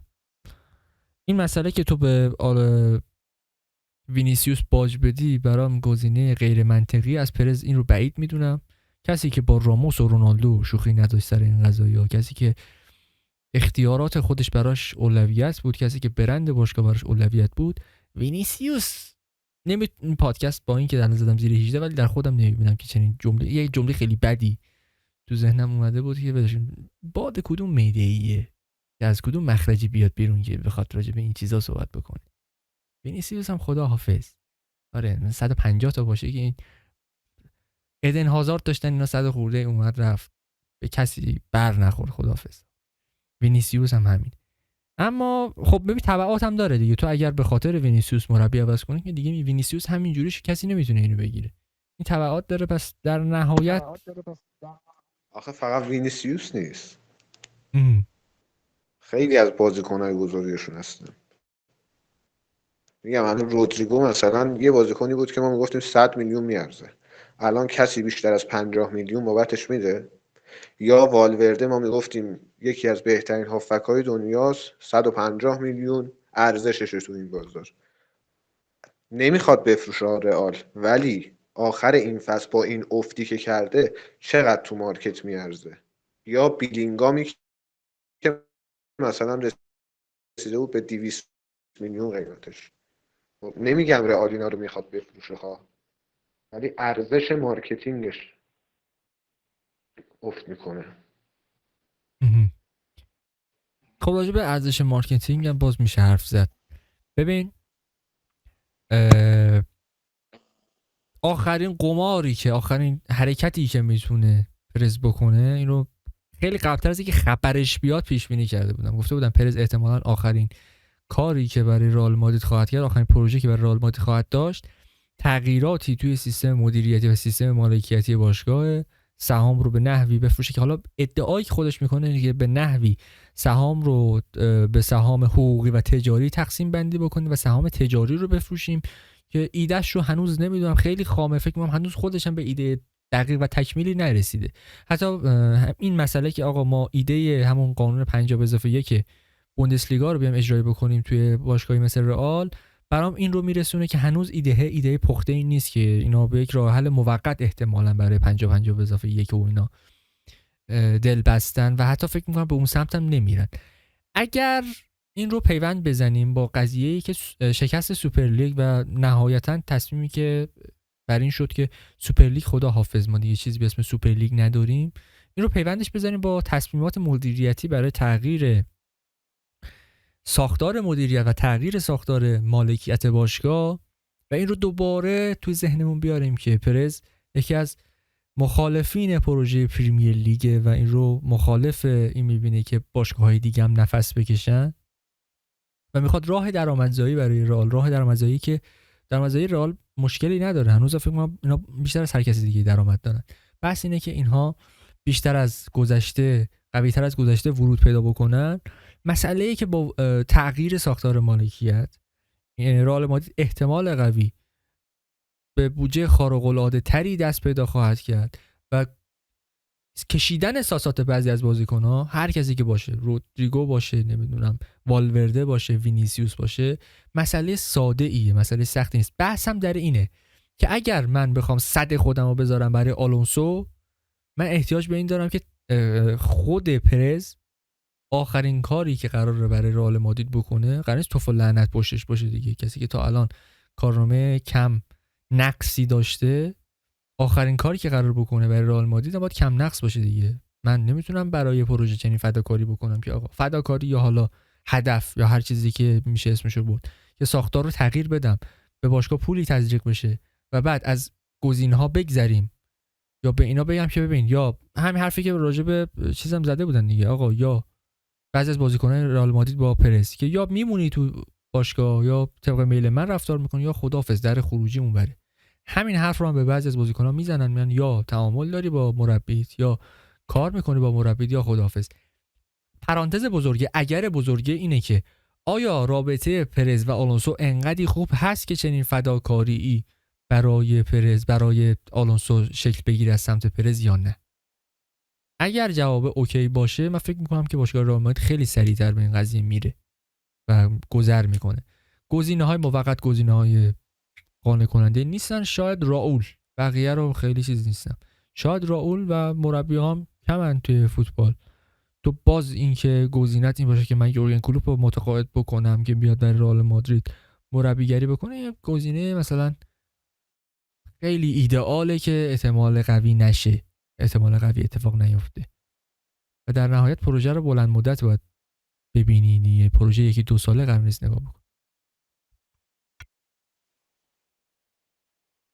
خیلی خوب بچه‌ها، نکته موند از این بازی که دلتون بخواد بگید و اینکه رضا حالا تا اینجا هستی، من نمیدونم دیگه سری بعدی که بتونیم گیرت بیاریم. پیش بینیت از آخر فصل از رتبه‌های سهمیه. رتبه‌های سهمیه. آره دیگه 1 تا 4 رو بگو نظرت. قهرمان بارسلونا، رئالم که دوم میشه، اتلتیکو سوم، ویارئال هم چهارم. خیلی خوب. حسین حرفی نموند؟ ضمن اینکه میکروفونت وصل نبود و خیلی نیازی هم نیست، در این حد میتونستیم لبخونی کنیم از حرفات. و اینکه کامنت هایی که مخاطبین میذارن و هم در کست باکس هم در یوتیوب ما میخونیم. یه توضیح اول که بدهکاریم، حالا مخصوصا به شنونده‌های کست باکس که قدیمی ترن هستن اکثرا، مسئله این که به‌روزرسانی اپیزودها در کست باکس خیلی دیگه داره انجام میشه. دلیلش اینه که خب درگیری هست، ما اینو بارها اشاره کردیم بهش. واقعا کار پادکست، اونم برای همه لیگ های مهم اروپا، پروژه سنگینیه. حداقل باید 4-5 نفر توش درگیر باشن که کیفیت کار هر چیز محسوبی باشه و نمیتونیم. واقعا من و حسین اینجوریه که خیلی درگیر کار و درس و اینا هستیم به صورت همزمان. گرفتاری‌های شخصی زیاد داریم. من این هفته خودم گرفتاری کم نداشتم که الان موجود نیامد و زندگی شخصی کارش هم نمیشه کرد و این پادکست هم میگیم تا الان آورده مالی برامون نداشته، صرفا به خاطر علاقه زنده مونده. دوست داریم که این قضیه ادامه پیدا بکنه و نیاز داره به اینکه توسعه پیدا بکنه.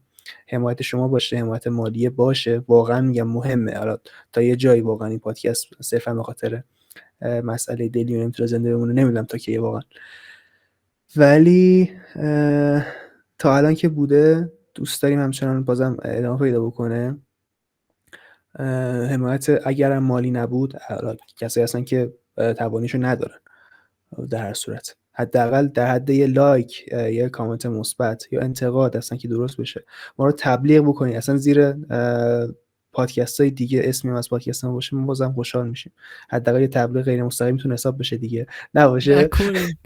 نه این لحاظ سوشال مدیا خلافه آقا، چه کاری نکنین. چرا؟ نه تبلیغ تو میتونی بری تراکت خودتو بزنی روی یه فروشگاه دیگه، نمیتونی کار بکنی دیگه. طرف یه تو ویترینم بردار، ویترین من تشخیص میدم چی باشه. من نذاشتم که من نذاشتم هماهنگ نشده، من اینو کات میکنم. نکنین چنین کاری. باش حسین گفت این کار نکن، کار زشت. به رفیقاتون پیشنهاد بدین این کارو منطقی داری. آره این از اینو. فردام که اولین ضبط تصویری اپیزود ایران خواهیم داشت در یوتیوب. حالا نسخه صوتیش هم میاد احتمالاً دیگه. و همینا. رضا دمت گرم که امروز اومدی. میخوای خداحافظی بکن که یواش یواش بریم دیگه؟ برم. دم همتون گرم که بودید، دم بینندگانمون هم گرم. رضا سری بعد کی میای؟ آقا من هستم، بازی بزرگ باشه من هستم. ایشالله. و حسین حرفی نمون که یه نکته جامون من گفتم که ما میپذیریم، عضو میپذیریم. یا عضو حساب بیارین خودتون، می‌خواستین مهمان به حساب بیارین فرقی نمیکنه. ما به شما میگیم عضو اکسترا تایم میپذیریم. اگر احساس کردین که میتونین راجع به فوتبال صحبت بکنین، تا این پیشش داره میچرخونه رضا صداش داره در میاره. آره اگر دلتون خواست ما هماهنگ کنین اکسترا تایم پادکست با 2 تا تی توی کانال تلگراممون هم هستن، تو گروهش من که هستم میتونین راحت توی گروه جوین بشین. اگر دلتون نخواست تو گروه جوین بشین و اینا که من پیشنهاد میکنم جوین بشین، و اگه دلتون نخواست لینک ناشناس هست، هماهنگ میکنین، ساعت هماهنگ میکنین، میشینیم راجع به فوتبال صحبت میکنیم، هیچ ایرادی نداره. همین، حرف دیگه ای نیست. اینم بگم که من الان خیلی خندان نیستم، این تصویرم فریز شده اینجا. آره تا اپیزود بعد، خدا یار نگهدارتون.